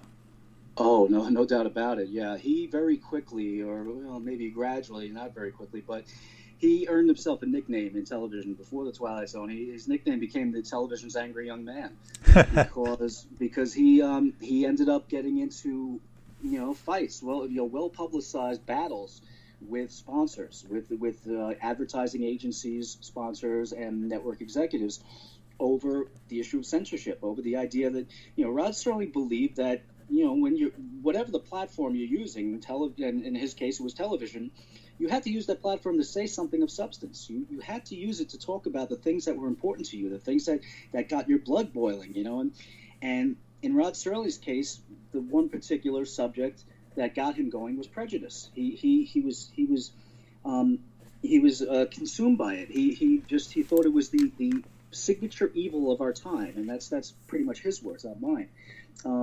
And he wanted to address it on television. And in 1950s, television, you could not touch the issue of prejudice with a 10-foot pole. You just couldn't do it. So he ended up, in several well-publicized battles with sponsors over this issue. And when I say well-publicized, primarily they're well-publicized because Rod Serling was not shy about going to the media. He would go to the media when they took one of his scripts and they edited it so it wasn't about what he intended it to be about. He would go to the media and tell them what they did. So he would make it an issue not because he was kind of tooting his own horn, but because he wanted television to grow up. He wanted television to address these issues. That was one of the things that he wanted to do. He believed in television. He believed that television had an ability to reach, to reach so many people that it had to take this responsibility of educating people, on certain issues. And he wasn't gonna, he's not talking about writing documentaries or writing educational stories, but he believed that in television drama you could do this sort of thing, and you had to do this sort of thing, and it drove him crazy that he couldn't do it on some of these shows. And so by the time he got to the Twilight Zone, he had been through the trenches in these particular battles. And the Twilight Zone was one of the ways that he came out of it, and was able to address some of these issues in a different context, which was science fiction and fantasy. Well, and he did it so well. That one specific episode about the young woman who was born looking like a pig face. Remember that episode? Yeah. It's called The Eye of the Beholder. Yeah. And it's one of the most famous Twilight Zone episodes. Yeah. And that episode obviously is about prejudice, and he was able to do it. He was able to do it on the Twilight Zone in that kind of a context when there's no way he could have done it, in a straight drama. Yeah. He was able to do it that way. Oh my. And to think that they only had, let me ask you this. Were these the 30-minute episodes, or were they longer than that? No, for the Twilight Zone was 5 seasons, and for 4 of the 5 seasons, it was a half hour long. And in the 4th season, it was an hour long. But most of the time, most people see the 4th season as being inferior to the other 4. So yeah, primarily it was a half hour show. Yeah. I mean, yeah. Can you imagine? I just can't imagine writing a script, telling a story, getting into the detention, and trying to resolve the issues of a very complex story like, talking about prejudice in what? I don't know. What do you got? 21 minutes, At that time it was 24. I mean, you had 24 minutes basically, six minutes of commercials. Nowadays it would be 22, 21, 22. Yeah. At the time, 24. And yeah, it is amazing. It's amazing. That's one of the things that I find so impressive about Rod Serling's writing on the Twilight Zone is that, he would say himself, he said, all the time, he would say how hard it is to tell a in-depth story, to develop a character completely and tell a complete story in 24 minutes. And yet he did it over and over again. He perfected it.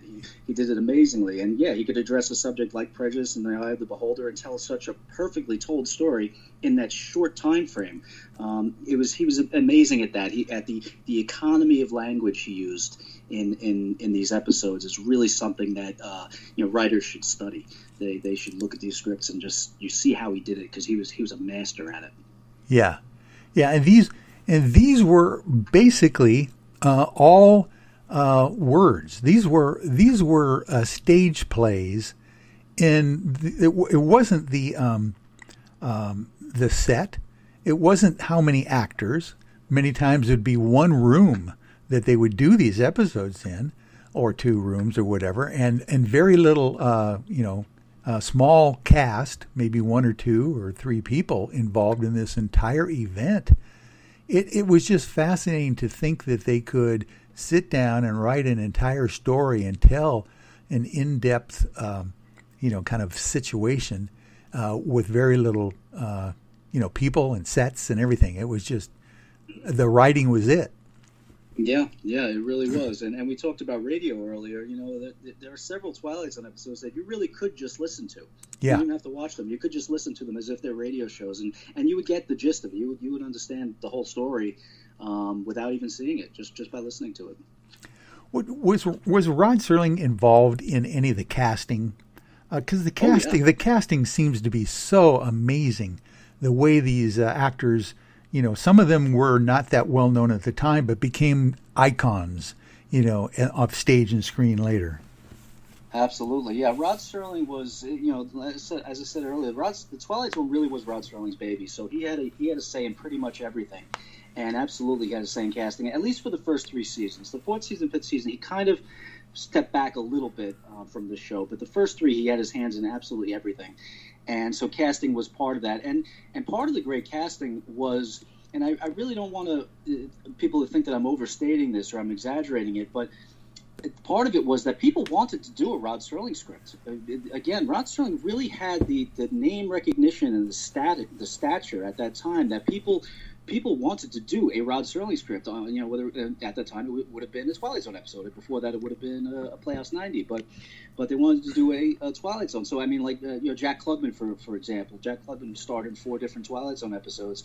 He would say if the script came and it had Rod Serling's name on it, I would do it. I didn't have to read it. I would do it. I knew it was of a certain quality. That would be all I needed.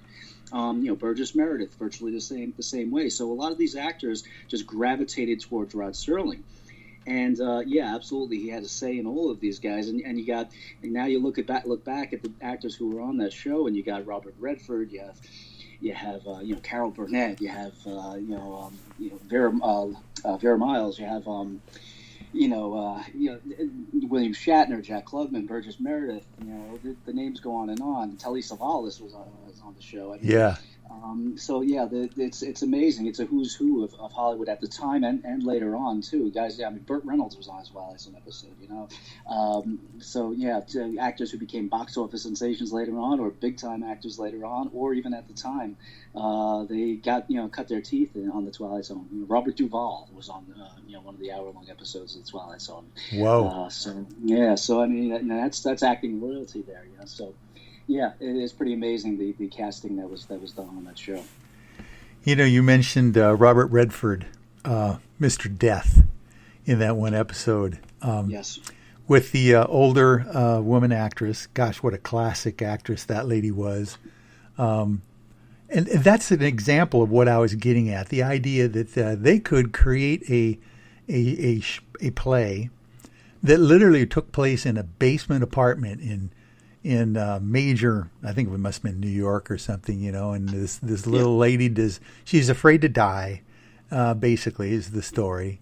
And she doesn't want to leave her apartment because she thinks she's going to die if she leaves. And of course there's some whole bunch of things that happen, and Robert Redford, really young Robert Redford, oh my goodness, you know, basically appears at her doorstep, wounded, and she takes him in finally and that kind of thing. And then the dialogue that goes between those two characters, one very, very old woman and a young and good-looking Robert Redford, is just amazing. I love that episode. Yeah, so do I. It's beautiful dialogue, and that actually was a George Clayton Johnson episode. He wrote that, and George Clayton Johnson, he was one of the kind of the big 4 writers for the Twilight Zone in terms of number of episodes, and also kind of the influence of their episodes would be Serling, Richard Matheson, we mentioned, Charles Beaumont would be the 3rd, and then George Clayton Johnson would be the 4th. Even though Earl Hamner Jr. Wrote more episodes than George Clayton Johnson, George Clayton Johnson's episodes had more of a they're longer lasting. They're more considered classics, more so than the Earl Hamner episodes. But yeah, I always felt that George Clayton Johnson had a bit of Serling in him. His episodes kind of were Serling-esque, and that one for sure. The dialogue between the two of them, where he's saying, you know, come with me. It's, you know, there's no pain, nothing to fear. It's, you know, it's no tearing asunder. You can just, you know, come across, and he gets her to go with him, willingly, you know. And it's some beautiful writing that George Clayton Johnson did on that episode. Oh my! And when he holds out his arm to take hers and just take her across the doorway to go out of her old apartment. And she looks back and sees herself very peaceful lying there in her bed. Oh, that was just a spine tingler for me. And the way it was done, it was so beautiful. The whole idea that there's no fear, at that point. So fascinating. Yeah. Oh my! Have you ever thought that you would want to write those kinds of episodic, series yourself, or are you mostly into the longer term kind of projects? I would love to give it a shot. I do have ideas. Like I said, I started out pretty much writing short stories, and a couple of those I have thought about. Maybe they could make the translation into screenplays or teleplays, and I do have that in mind. I think probably when I get through with a couple of the things I have on my plate, I may give that a shot. I would definitely like to try my hand at it for sure. Yeah, I think with your perspective. With your talent of, being a musician, knowing how to put, a storyline together in music. I mean, it's the same kind of thing with lyrics and stuff, being able to tell a story in a short period of time. That would be a good challenge for you, but I bet you would be really good at that. I appreciate it. Yeah, I would certainly like to give it a shot. Oh, that's fascinating. So we're talking about a guy who actually at one point, he is at the top of the heap as far as that goes. Even with his, angry young man attitude, it seems to me that seemed to pay off for him. And the sponsors or the advertisers must have made some accommodations for him. Well, to some extent, yes. It was that Rod Serling, I'll take it back to, Rod Serling began his career in television in 1950. I mean, that was when his first teleplay was produced in 1950. He was on a show called Stars Over Hollywood, which was a short-lived show, and nobody would ever remember it now. He wrote a show called Grady Everett for the People. It was a half an hour show that aired on that series. And the Twilight Zone began in 1959. So you essentially had like 10 years, before the Twilight Zone. And his breakthrough hit, Rod Serling's breakthrough hit, was a show called Patterns. It was a show on Kraft Television Theater. It aired in January of 1955. And it's the kind of show that, again, if I talk about it in these glowing terms, people will think I'm exaggerating or something, but I'm not. It was an overnight, overwhelming success. It made Rod Serling a star literally overnight. And he said that the moment that show went off the air, his phone started ringing and it never stopped. And this was 10 years later he's saying this. It never stopped. And it's true. I mean, it got reviews like nothing on television had ever gotten reviews like this before. And one of the things that it did, the success of the show, one of the things that it did is that it freed Rod Serling to say, you know what, now that I have this stature, I'm going to make a stand for some of these issues that I want to talk about. So he used his stature to further those things. So when he got into battles with the sponsors and things, they couldn't necessarily, he wasn't going to get blacklisted or anything for it because he was that successful and he was going to give him another hit show. So he was able to survive any controversy because of his stature, and he knew it. Well, and that show Patterns is just groundbreaking to me. Anyway, when I see that thing now, and in reality, I'm just trying to explain to people who haven't seen it what it's really like.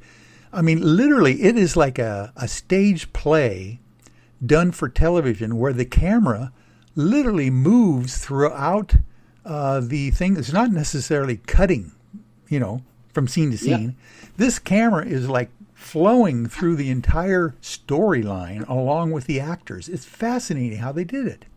It is. It's a technical achievement, absolutely, and that's something that people nowadays probably don't realize when they watch it. They don't think, what's the big deal here? Well, the big deal is it's 1955, and it was just it was live television, and it's perfect. It's live, and there was not a missed line. There was not a boom mic in the screen on the screen. It was perfect. It went off without a hitch, and people back then noticed that, like, oh my God, I can't believe this is it was like a miracle. Yeah. On TV, and they treated it like as such. Well, and even from radio, people were used to commercial breaks and cuts. And, those kinds of things. And then in television, you'd cut to a different angle, you'd cut to a different camera, those kinds of things where literally the actors, involved, even in a live soap, they would have chances to do another take, for instance, those kinds of things. This was just amazing. And to allow the actors to be able to do the very best they possibly could on a first take, and go through the entire storyline like that without making a mistake. It was just amazing. Yeah, that's exactly it, yes. Oh, my. Well, I'm glad we got to bring that one up. Patterns. Everybody has to look for that. It's out there on the internet, 1955 production, which is remarkable. We're going to take a break one more time here at the top of the hour, and we are going to come right back with more of Spaced Out Sunday and Nick Parisi, so stay with us. Hey, Space Travelers, this is John Resig, founder of the Chive and Chive Charities. If you know anything about our website, you know we like to do things a little differently. We're not some faceless organization collecting money for a nebulous cause. Our donor dollars go directly toward life-improving items. Then we give those items directly to an underdog who needs it most. To become a donor with Spaced Out Radio's official charity, Chive Charities, just go to chivecharities.org/donate. Are you an experiencer of something strange that can't be explained? Do you want help finding out what's going on? I'm Ryan Stacy, head of the Experiencer Support Association, otherwise known as TESSA. We've teamed up with Spaced Out Radio to investigate cases filled out in the SOR Sightlines report. We are independent and there's no cost to what we do. All we need is your experience. Let's find out what's happening together on the SOR Sightlines report. We are scouring the world for the most intriguing stories of your day. Take the time to read up on the SOR Newswire, where our team, led by Captain Shirk, will deliver to you some of the best paranormal and supernatural news, along with some stories that will blow your mind from the weird to the wacky. It's the news outside the news that piques interest, and that's what we're looking to deliver to you. The SOR Newswire, only at spacedoutradio.com. Hi there, this is Dave Scott, and I'm bringing you the Woo every Monday through Friday on Spaced Out Radio. I'm going all out to bring you the strangest, oddest stories and subjects I could find for your entertainment. Why? Because when we hit peak Woo, I know I've done my job. So come tune us in at spacedoutradio.com, 9:06 Pacific, 12:06 a.m. Eastern, and together, my friends, we own the night.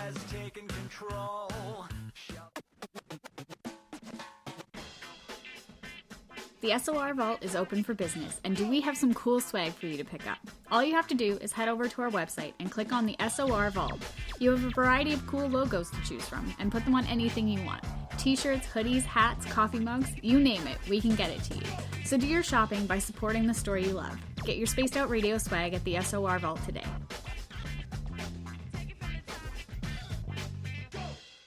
If you like it hot, real hot, then heat up your meals with Bumblefoot hot sauce. Get your Bumblefoot hot sauce today. The sauce, Bumblicious, and the 4 million Scoville unit Bumble.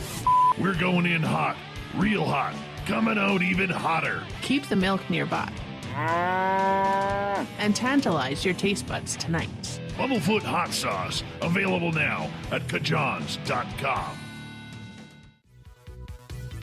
Hello, space travelers. It's me again, Carl. Don't forget to join the Space Travelers Club for just $5 a month and follow Spaced Out Radio on Twitter at Spaced Out Radio. Our Instagram, Dave Scott SOR. Our Facebook page is Spaced Out Radio Show. Our archives are free at youtube.com/Spaced Out Radio. Come woo it up with Spaced Out Radio today. Bye!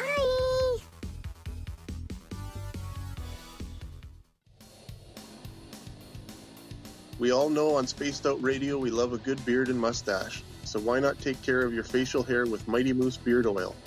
Made in Canada, we're taking care of beards and stashes around the world. We use 100% natural ingredients with our oils and balms to make your whiskers feel silky smooth. Use promo code SOR2019 at MightyMooseBeard.com today.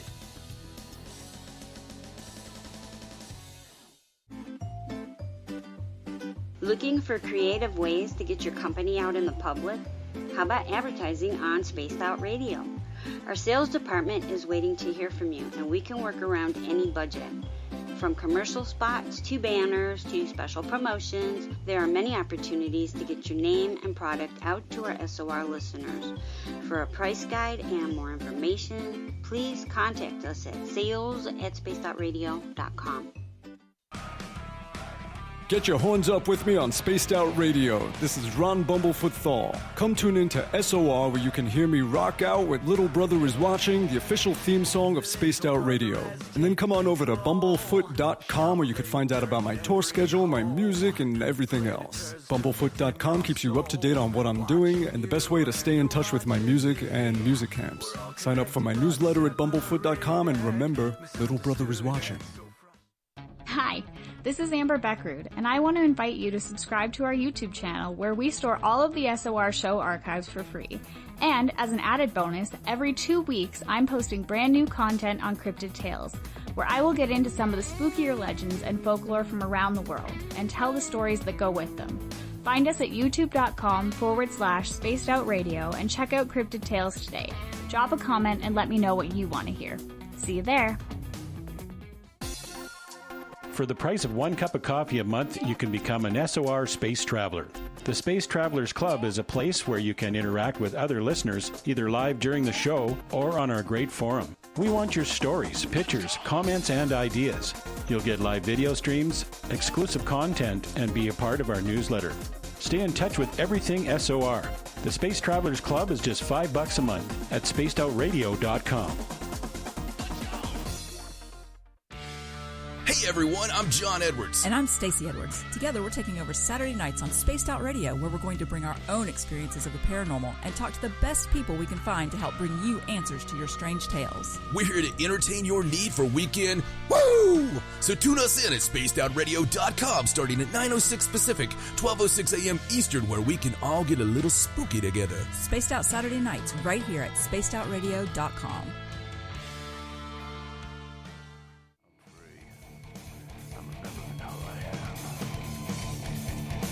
My hands can feel good. I'm free. I'm remembering who I am. My hands can feel good. I'm free. I'm remembering who I am. My hands can feel good. I'm free. Welcome back to the third and final hour of Spaced Out Sunday. I'm your host, Michael W. Hall.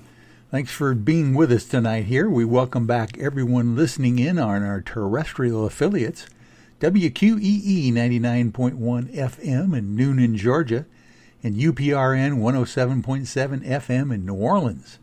On the digital side, we're also on Revolution Radio. And don't forget, you can always check out our archives at youtube.com/spacedoutradio. Do us all that favor and hit the subscribe button.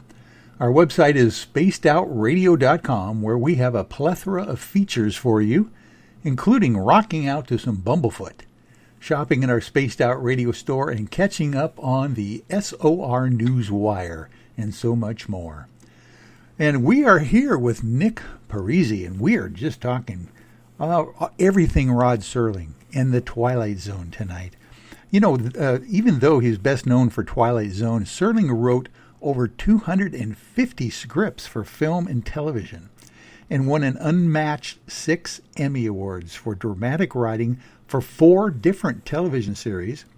His filmography includes the acclaimed political thriller called 7 Days in May, and the co-writing credit for the original Planet of the Apes. Oh my. You know, people don't really understand, I think, Nick, that was one of Rod Serling's major successes was the Planet of the Apes.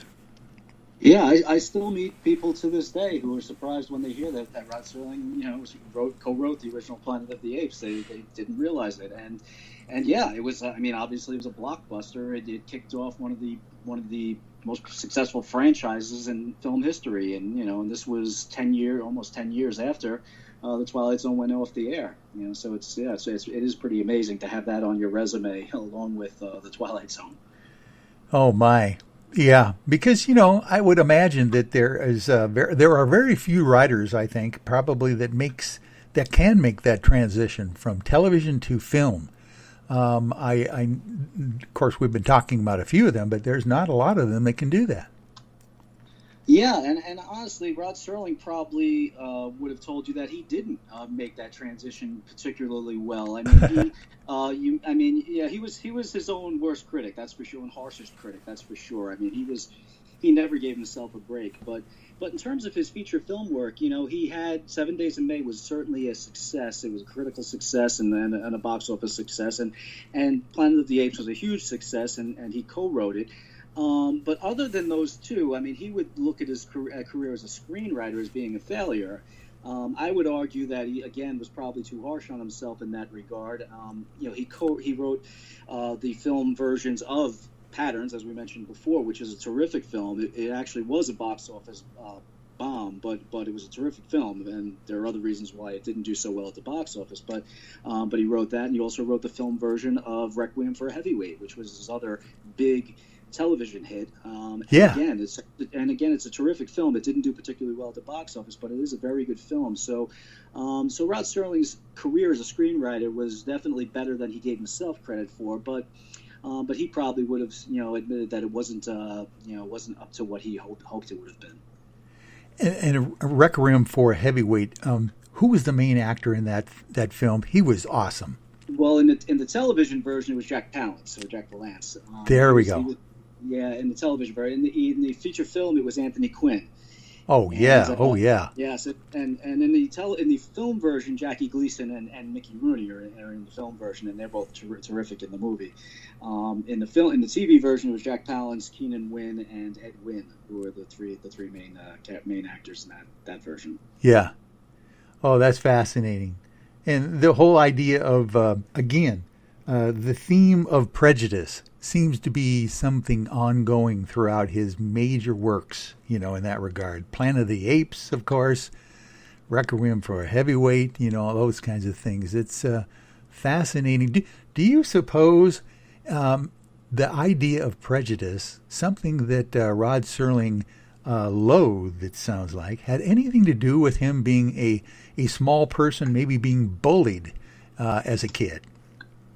I never heard anything about him being bullied, and I would tend to believe that he never was bullied, even though he was a small guy, because Rod Serling was he was a very, very friendly guy, and he had lots and lots of friends, and he was a very outgoing guy and very gregarious. He was a talkative guy, and he was just from all reports that I get, he was like he was the kid everybody loved, so I don't think he was bullied at all.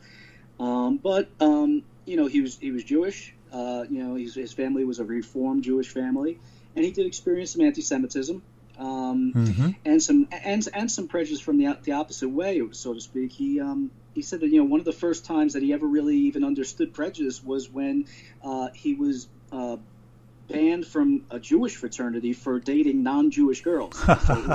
So it actually came from his own people, so to speak. That was the first time that he understood prejudice.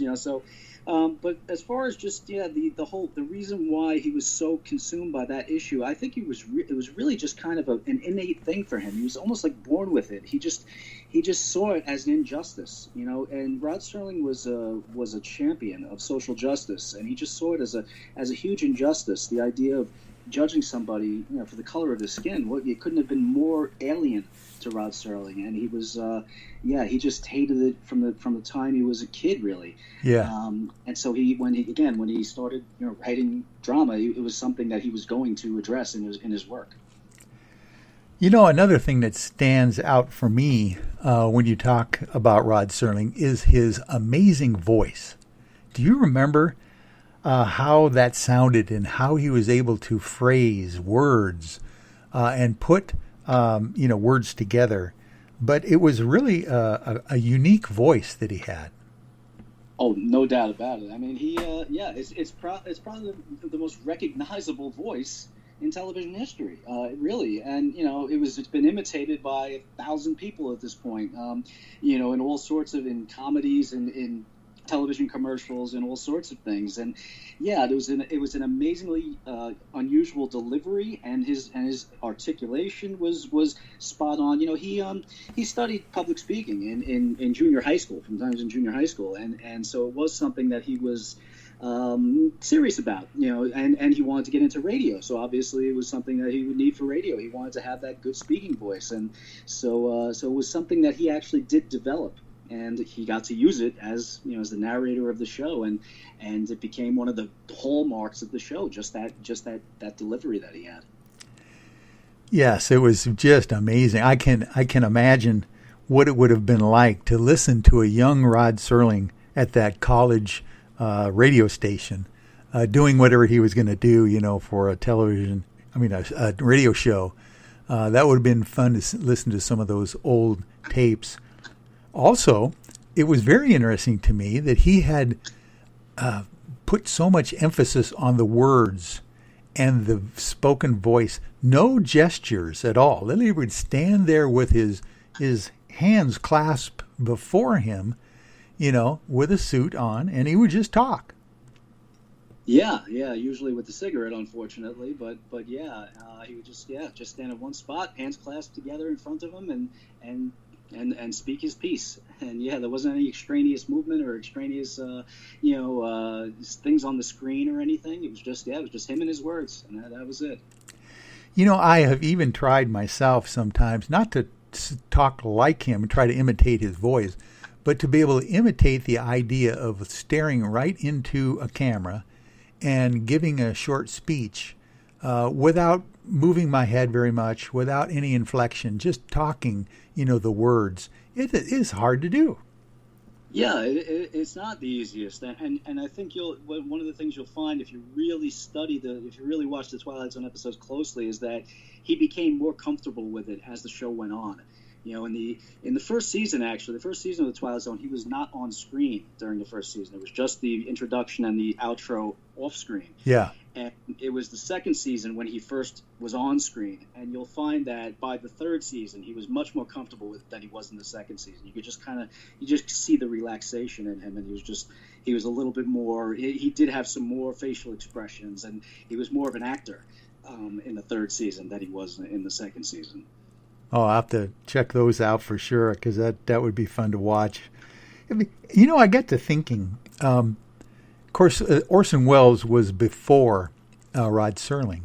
But do you suppose Rod Serling was influenced at all by what Orson Welles had done in radio?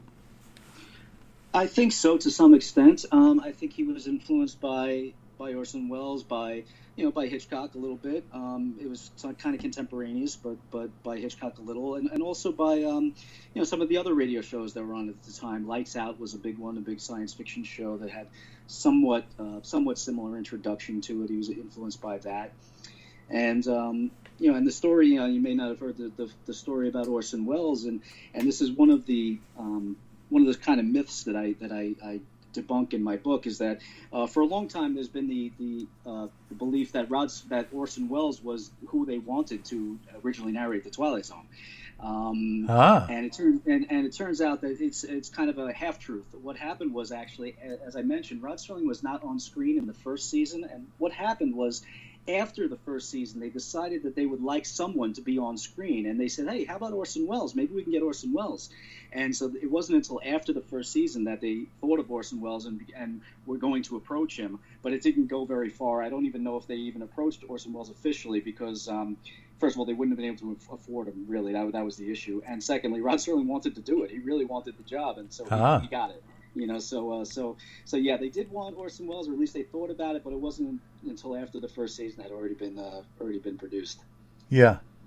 Oh, that's fascinating. I love those inside stories, about different stars, paths approaching and crossing and those kinds of things. I can't imagine Orson Welles and Rod Serling, collaborating on something. That would be fascinating in itself. I mean, I was one of the courses I took in college was, comparative films, and the whole idea of Orson Welles, doing Citizen Kane at the age of 24 years old. I mean, the greatest film ever filmed. That kind of it just rocks me. I can't believe that these geniuses, just like Rod Serling. How old was Rod Serling when he was in his heyday in 1950 or so? Yeah, exactly. He was born on Christmas Day, 1924. So he was 25 years old, basically, when he first got into television. He was first doing his first plays that got produced on television, and he was not even 40 years old when the Twilight Zone was done. I mean, he had completed 5 years of the Twilight Zone before he turned 40. Oh my! So he already had at that point 5 Emmy Awards and 5 years of what I consider the greatest television series of all time under his belt. And he hadn't hit 40 yet. That's hard. That's hard to fathom, really. Yeah, it's amazing. Yeah. Now Rod Serling obviously had a family. You might want to tell us a little bit about his family life. Absolutely. Yeah. Well, Rod met his wife Carol at Antioch College when he was a freshman at Antioch, and she was a freshman as well. But he was 4 years older than she was. He met her there. They got married a few years later while they were still both in college, and they remained married for until Rod died in 1975. And Carol just passed away a few months ago at the age of 91. So they were married for the rest of Rod's life, and they had 2 daughters, Jody and Anne. And Anne Serling wrote the foreword for my book, and she's become a close friend. She's a terrific lady, and then so is Jody. And Anne wrote a beautiful memoir about her life with her dad. It's called As I Knew Him, My Dad, Rod Serling. And I would recommend that book highly to anybody looking to learn more about the personal side of Rod Serling. It's just about their relationship and how devastating it was to lose him when she was only 19, I believe, at the time, and Jody, I think, was 22 or something like that. So to lose their dads, when they were so young, and about her grief and about dealing with that. And it's a beautiful book. But he worked constantly, it seems, and yet if you read Anne's book, you'll see that they never felt neglected. He had a family life as well. He was very close with his daughters and with his wife. I mean, they had their issues like any married couple does, but yeah, so he had a very fulfilling family life as well at the same time. So it really is pretty amazing. Oh, that's good to hear. Fascinating. Is there any surprises that you would be able to relate to us that we wouldn't know about Rod Serling as a family man, as a father, and as a husband? Would there be something unique about him compared to any other celebrity that we might know? Well, yeah, I think I could say a couple of things on that. One is that, and if Anne were sitting next to me right now, she would certainly say this. So I'll kind of take the words out of her mouth. Rod Serling, if you only know him from the Twilight Zone and you see that guy on the screen and he's black and white and he's speaking with that clipped tone and he's kind of the omniscient caretaker of this place, the Twilight Zone, and he's a creepy guy, you might be surprised to find out that Rod Serling was a joker. He had a great sense of humor. He loved comedy. He was kind of a student of comedy. He never quite wrote it very well himself, but he was kind of he loved the anatomy of a joke. He was the type of guy, Buck Houghton, the producer of the Twilight Zone, would say Rod Serling was a guy who remembered every joke he ever heard his whole life. And he would tell them with voices. He did voices. He did, Anne Serling writes about it in her book how, of course, he would read to her at night and do all different voices of all the different characters. And so he was a funny guy. And again, Anne Serling would tell you he was the funniest person she ever knew, So that's probably surprising to some people. And also that he was, in addition to being a funny guy, he was, Well, he was just a very personable guy. He was very outgoing and very, very gregarious. He was a talkative guy. He was a personable guy. You know, it was very, very difficult to find somebody say a bad word about Rod Serling, and it's not because of any kind of don't speak ill of the dead kind of thing. It's people love the guy. The people who worked with him closely. It's amazing how they speak of him. They had tremendous respect for him and tremendous love for him. They really. So that is something that, you know, may be a little bit surprising to people that you know, whenever anybody is that successful, you think that they're going to make enemies. You think that they might, you know, rub some people the wrong way. And I'll tell you, in my research of Rod Serling, there was one person in his entire career that he didn't get along with, and that was a guy by the name of Jack Laird. He was the producer on Night Gallery, which is the last series that he did.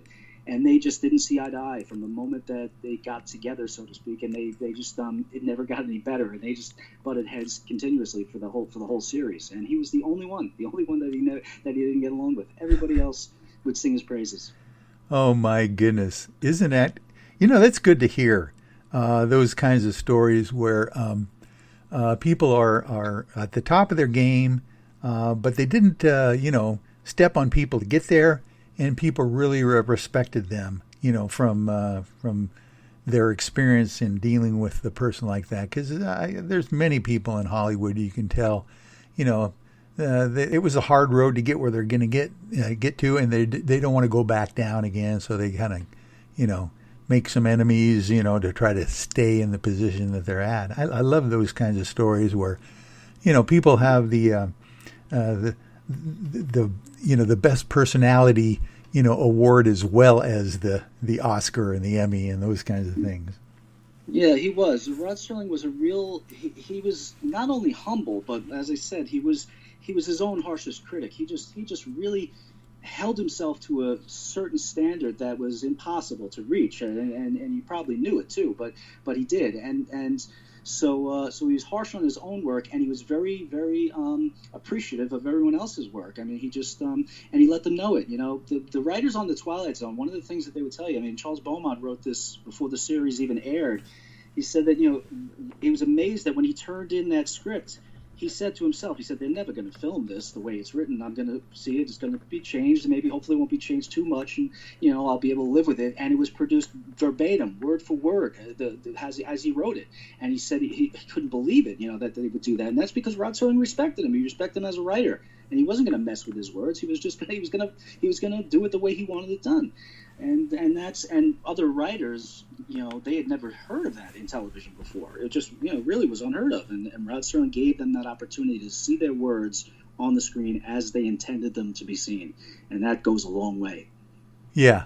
Well, I mean, my gosh, that really tells you a lot about Rod Serling.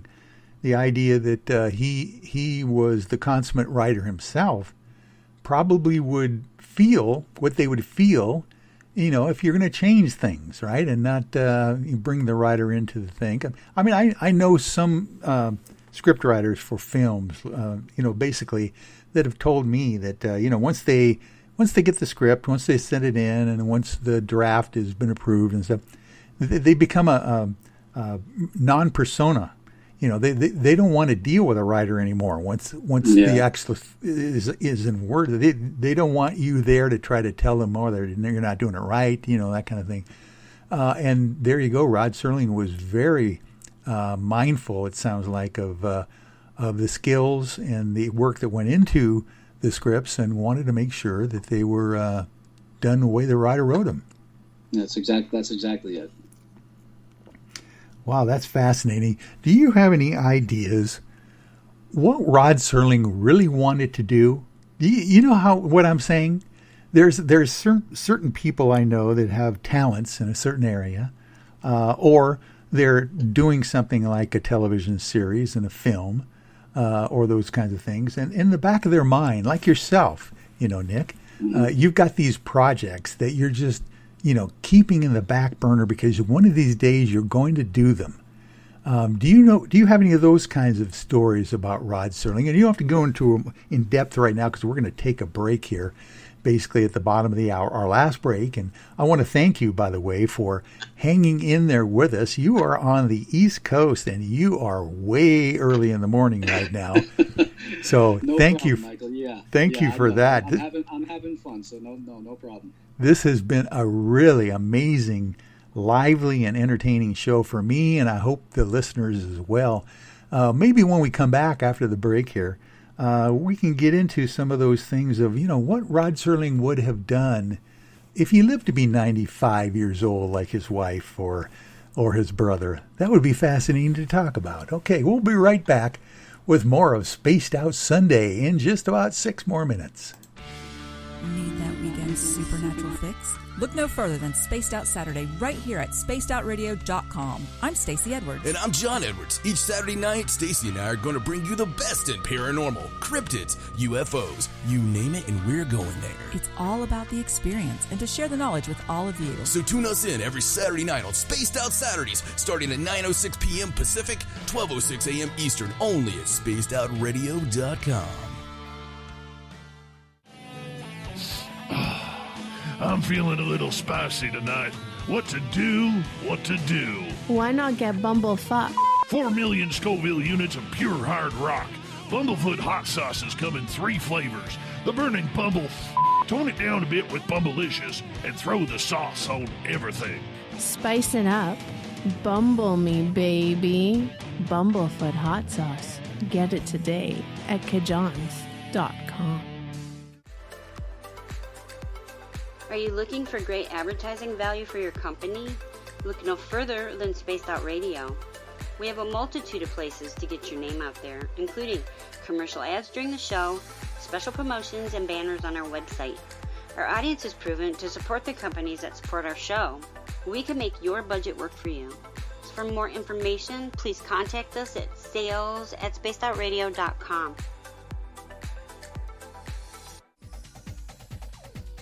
Hey everybody, the SOR Space Travelers is open. For just $5 a month, you can hang out with Dave and our crew privately in our members-only section. With your signing, you'll receive newsletters on what's going on with Spaced Out Radio. You'll have direct contact with the host during the show in our chat, live streaming videos, and a great forum for your posts and more.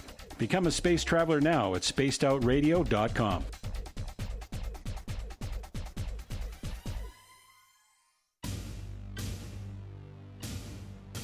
You wanted new SOR gear, and now you can have it. The SOR Vault is fully stocked with t-shirts, hats, hoodies, mugs, and everything in between with great logos for you to choose from. So head on over to spacedoutradio.com, click on the SOR Vault, and go shopping. Pricing is quite affordable, and you can look good representing your favorite show. So go to our website and pick up your new SOR wear at the SOR Vault today. Are you addicted to the woo? Good. Me too. This is Dave Scott, and you can woo it up with me every Monday through Friday, starting at 9:06 Pacific, 12:06 a.m. Eastern, for 3 hours of great entertainment in the subjects you love. UFOs, ghosts, cryptids, intuition. Yes, we hit it all 5 days a week. Look for us at spacedoutradio.com, where together, my friends, we own the night. At spacedoutradio.com, we are keeping you up to date on all the news with the SOR Newswire.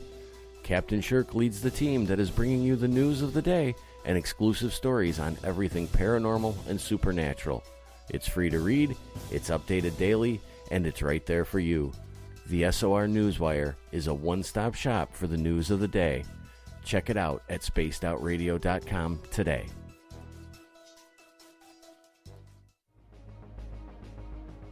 Hello everyone, this is Ryan Stacy from the Experiencer Support Association, otherwise known as TESSA.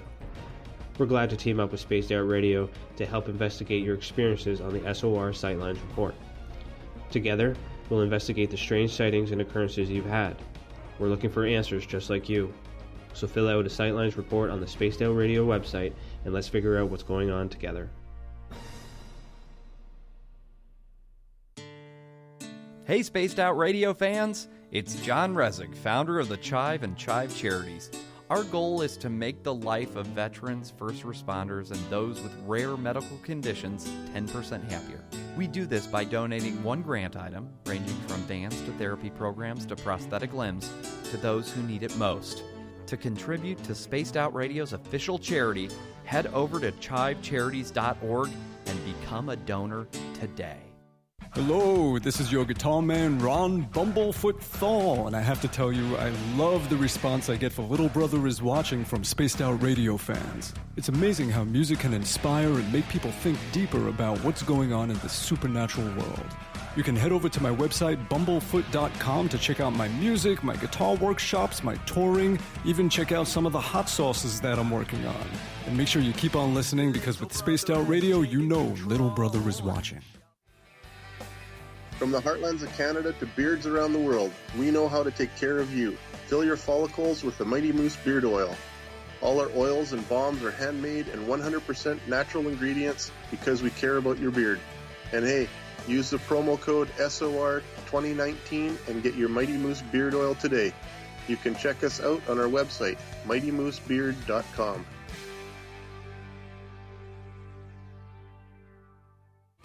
We're adding to the entertainment online for Spaced Out Radio.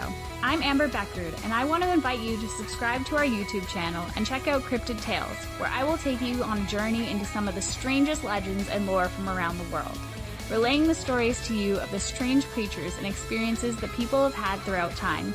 You can find Cryptid Tales at youtube.com/Spaced Out Radio, and while you're there, don't forget to check out our free archives and leave a comment. See you there.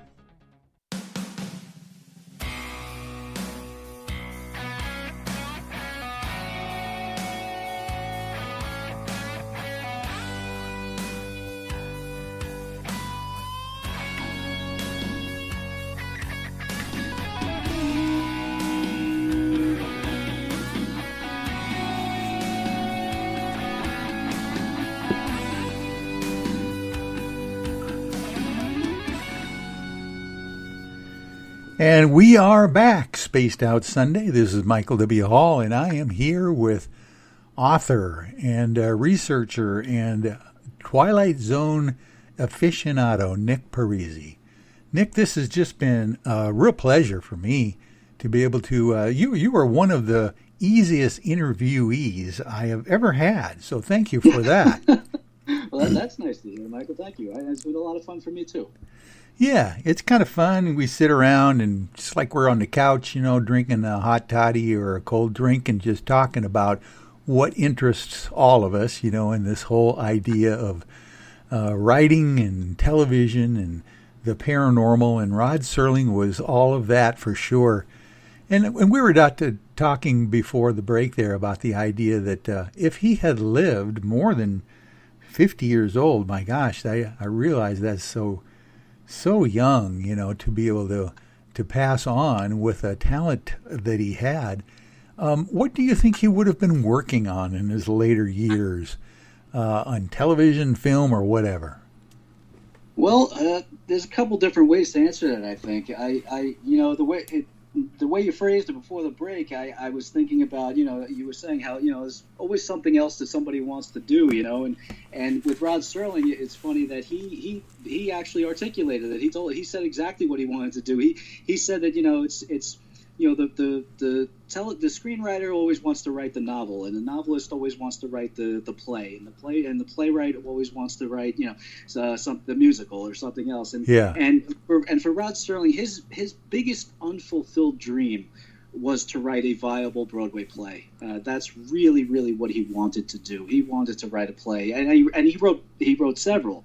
And none of them were really ever produced. I mentioned that there was one, Storm and Summer, that was produced in San Diego, but nothing on Broadway during his lifetime, unfortunately. So that's really what he wanted to do. He wrote one particular play called The Killing Fields, and another one called I Knew Joe, or I Knew Joey. And those were two of his favorite things that he ever wrote, and they were never produced. And he would have loved to have seen either of those come to Broadway. He wrote Requiem for a Heavyweight as a Broadway play, several drafts of it before he wrote the feature film version. He kind of almost gave up on it as a Broadway play and then decided, all right, we'll do it as a feature film. And ironically, Requiem for Heavyweight did make it to Broadway after Rod Serling died.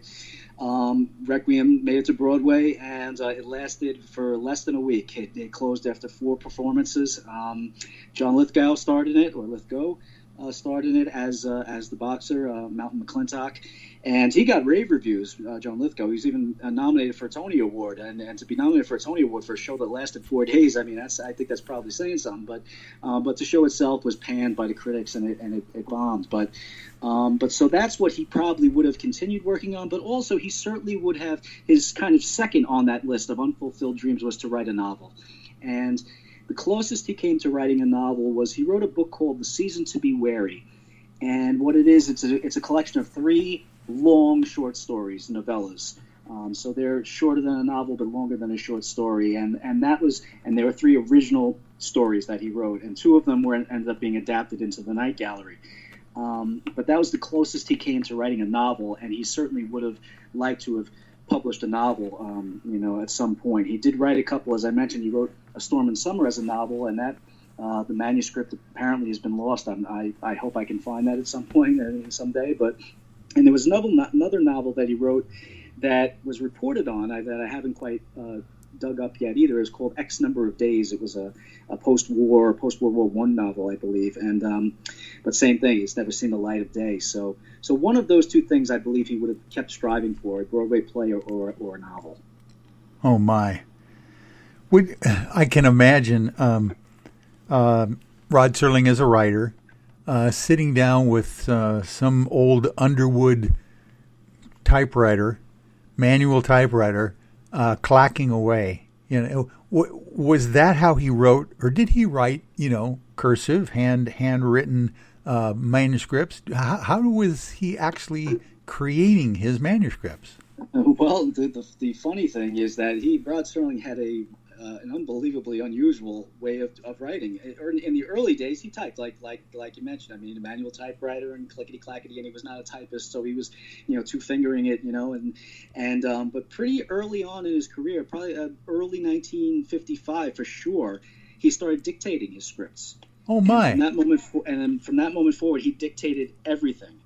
And so, and I honestly do not know how he possibly could do it. I mean, you ask writers about this, and they think it's, I think it's like alien. How could you possibly write that way? But he could just do it faster. He could get his words out of his mouth faster than he could type them. So he loved dictating, and he would dictate a whole script straight through, give it to his secretary. She would type it up, bring it back to him, and then he would make his edits in pencil throughout, by hand, and then give it back to her for the next draft. And that was pretty much it. And so he never typed again after 1955. He dictated absolutely everything. And the amazing thing is that those dictations, dictabelts, those recordings still exist. Most of them are at an archive in Wisconsin. And I got to listen to some of them when I was researching my book, and like I said, it's amazing. I don't know how anybody could do this, because you hear him dictating. I mean, it's not even a story; it's a script, it's a screenplay. I mean, dictating stories also, but to hear him dictating a screenplay with the directions and the character names, and who's saying what line and what the camera angle is and everything, and you hear him flawlessly, and he'd be pausing and rewinding and going back, and I don't know how he could possibly keep his train of thought, but he did it. It's phenomenal to hear this. I don't know how I heard it, and I don't know how he did it. So it really is amazing. Oh my!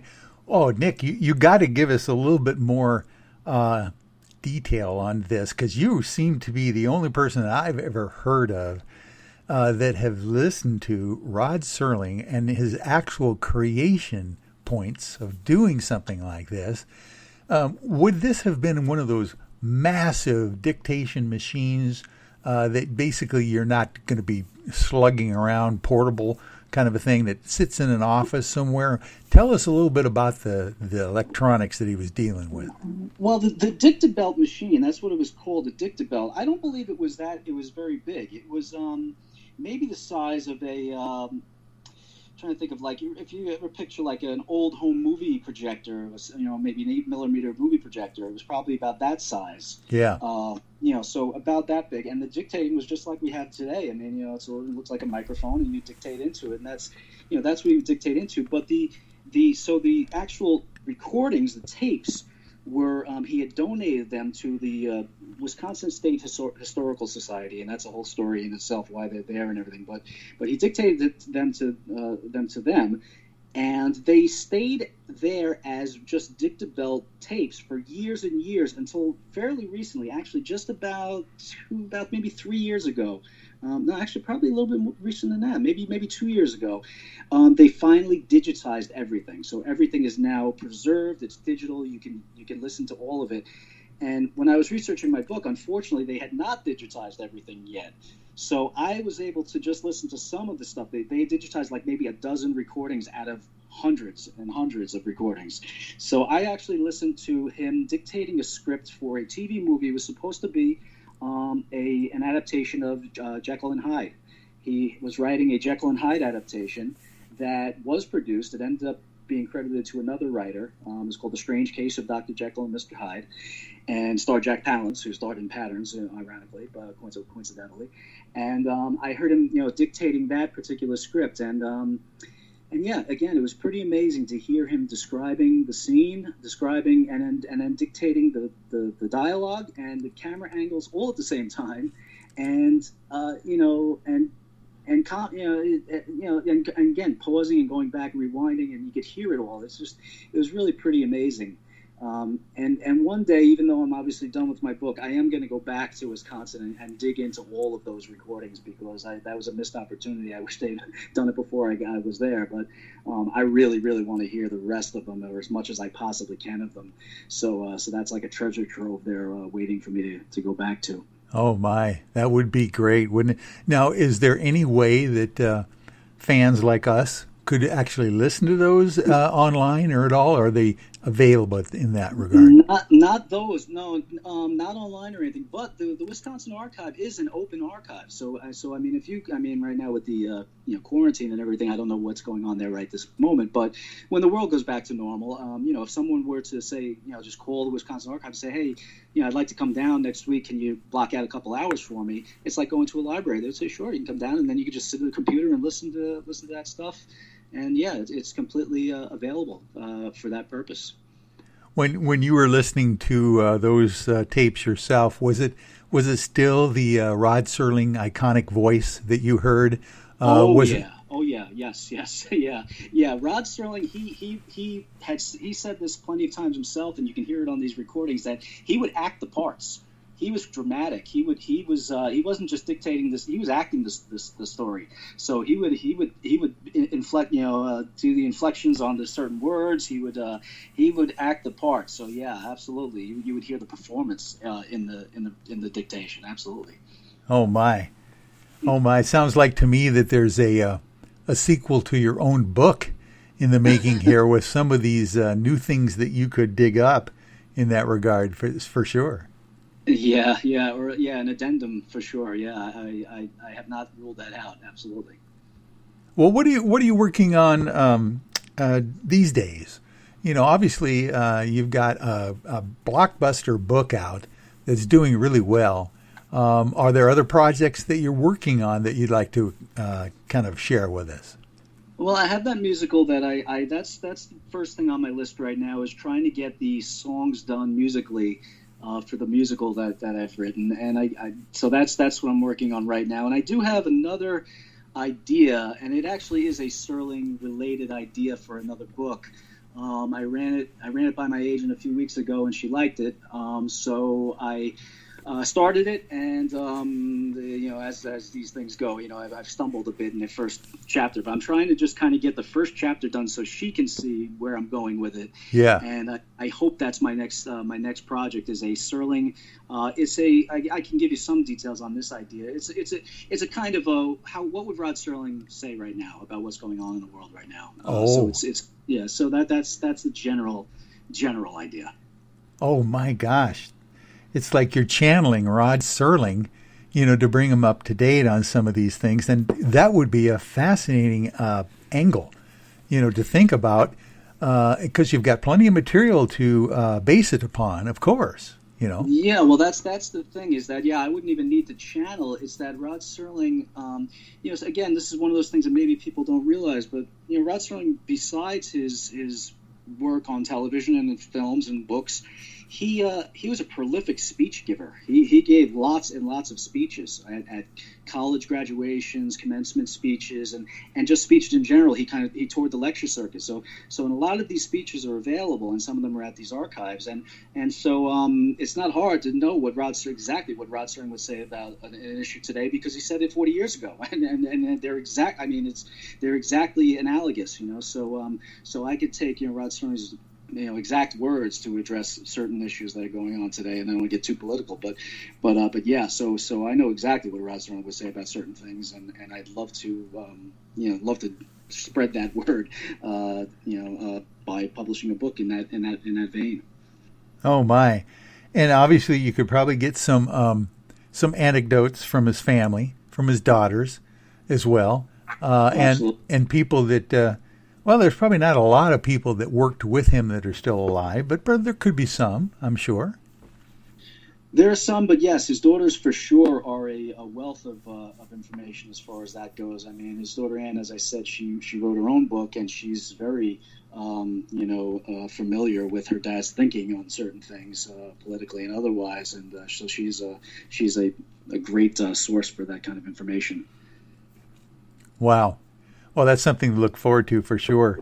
The whole idea that, a Rod Serling character, an Orson Welles, those kinds of talents. Even let's go back to Steve Allen, those kinds of talents. They don't come along very often.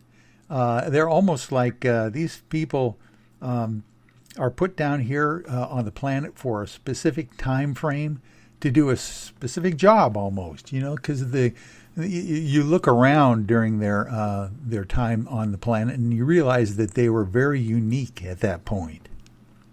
Absolutely, yeah. There are certain, we can make the list. There are certain guys, people like that. I mean, if you want to get to music, you're talking about, Jimi Hendrix. That's I mean, somebody who's here for a specific purpose. I mean, Jimi Hendrix died when he was 27, and Rod Serling died when he was 50, and both of those ages are way, way, way too young. And you do get that feeling that they were here for a specific purpose, and they did it. Well, and we can talk about the 27 Club as well.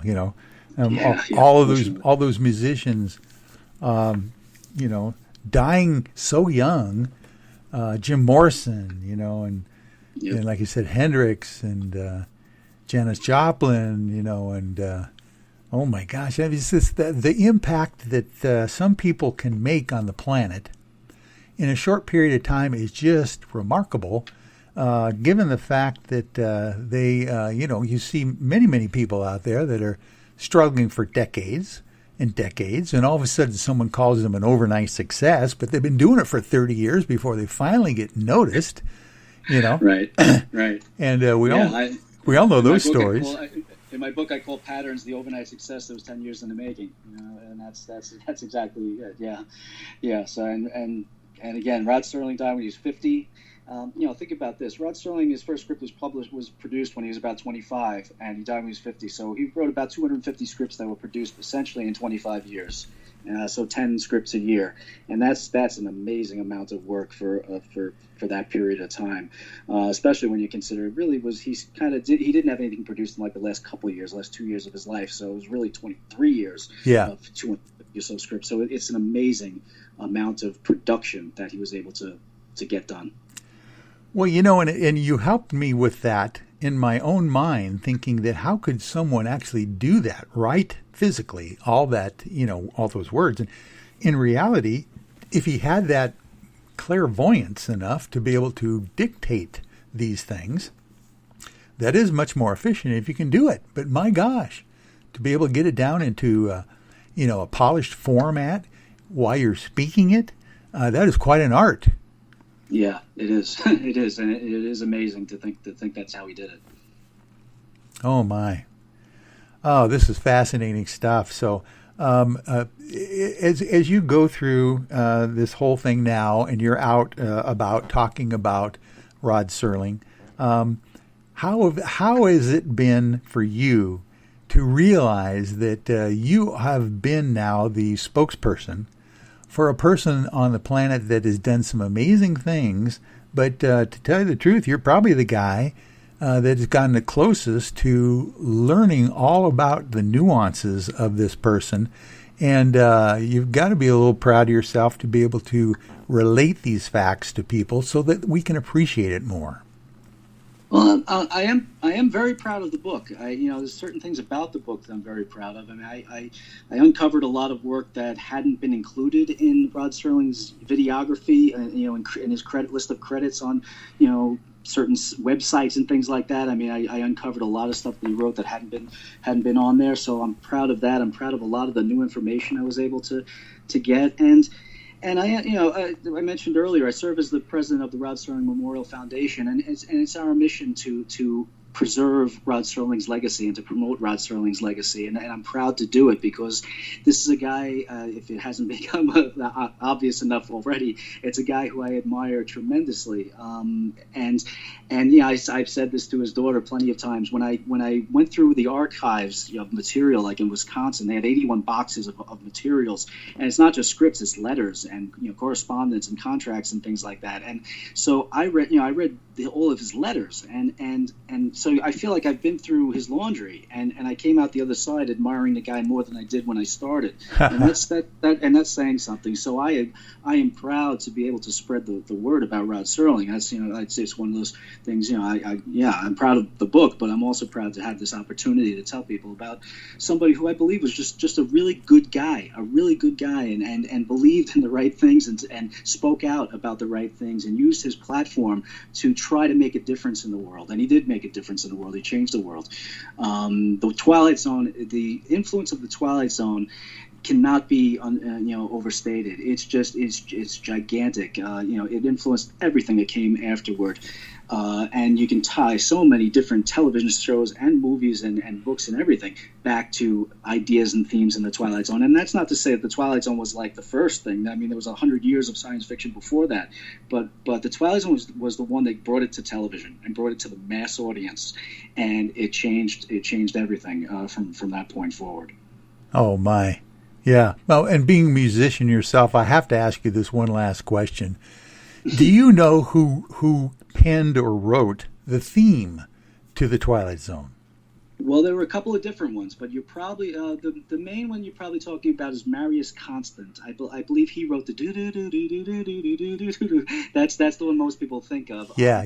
That was Marius Constant, I believe, and Bernard Herrmann wrote a lot of the music for the series, and he wrote, I believe, the first season music, which is much more ethereal and just kind of haunting. There's a fifth dimension beyond that which is known to man, and it's that I believe was Bernard Herrmann. I don't get into the music too much in the book, but those are the two. Marius Constant and Bernard Herrmann wrote the bulk of the music that you hear on the series. Oh my, yeah, it's almost like the person who wrote the Close Encounter theme, the Twilight Zone theme. I mean, these are tunes, melodies that will stick with people for generations. So, oh my. Well, listen, Nick, thank you so much for this wonderful show tonight.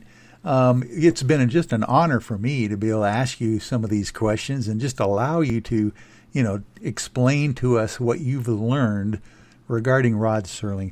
Tell us a little bit about how you would get a hold of your material and how people can contact you if they want to. Thank you. Yes. Well, again, the book is called Rod Serling, His Life, Work, and Imagination. You can find it on Amazon.com, at Barnes & Noble and other bookstores. If you'd like, you can find me on Facebook. I have a page that's dedicated to the book, so it's not my personal page, but it's a book page, and you can get it at facebook.com, and it's /Rod Serling Dimensions. So if you look up Rod Serling Dimensions on Facebook, I'm sure you'll find my Facebook page. And also, you can get in touch with me through the Rod Serling Memorial Foundation, which is rodserling.com. Very, very easy to remember. That's the website for the foundation. You can go there and please, if you have it in you, to donate a little bit to the foundation to help us out with our work in trying to preserve and promote Rod Serling's legacy. Oh, wonderful. Yeah, that would definitely encourage people to do that. Go visit the website. All the things and all the work that Rod Serling has put in for us, it'd be good for us to just give something back to the foundation at least to keep this legacy going there. So, Nick Parisi, thank you so much, buddy. We're going to have you come back again when you write your new book and your screenplay and your musical Broadway show, whatever is going to be coming up next. So, thank you again. Thank you, Michael. I appreciate it. All right. Have a wonderful day. Thanks, folks. We'll be back next Sunday with more of Spaced Out Sunday. And thank you for being with us tonight.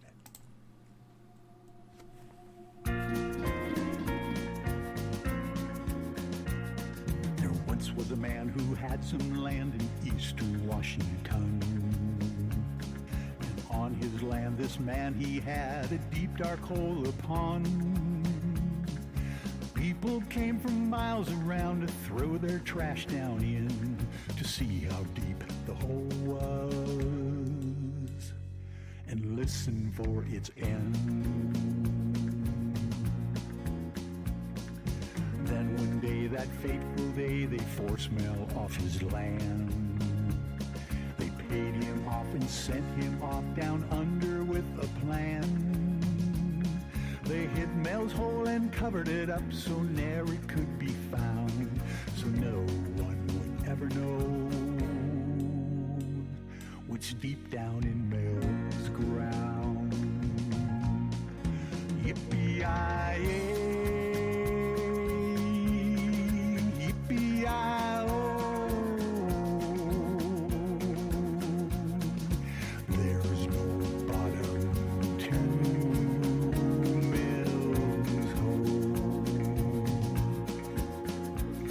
So if you chance to find yourself in eastern Washington and hear the legend of Mel's Hole, be wary, my dear one. Don't ride alone at night on that. Well, we want to remind you, everyone, that Mr. Ron Bumblefoot Thal is the official music of Spaced Out Radio, rocking us in and out of every show. You can find more information and music at bumblefoot.com. A special thanks to everyone listening in at home, in your cars, at work, and in the chat rooms tonight, wherever you are around the world. Remember, this show is currently copyrighted by Spaced Out Radio and SOR Media Ventures Limited. Thanks for sharing your evening with us, because don't forget, friends, that we own that night. And good night, everyone. We'll see you next Sunday on Spaced Out Sunday.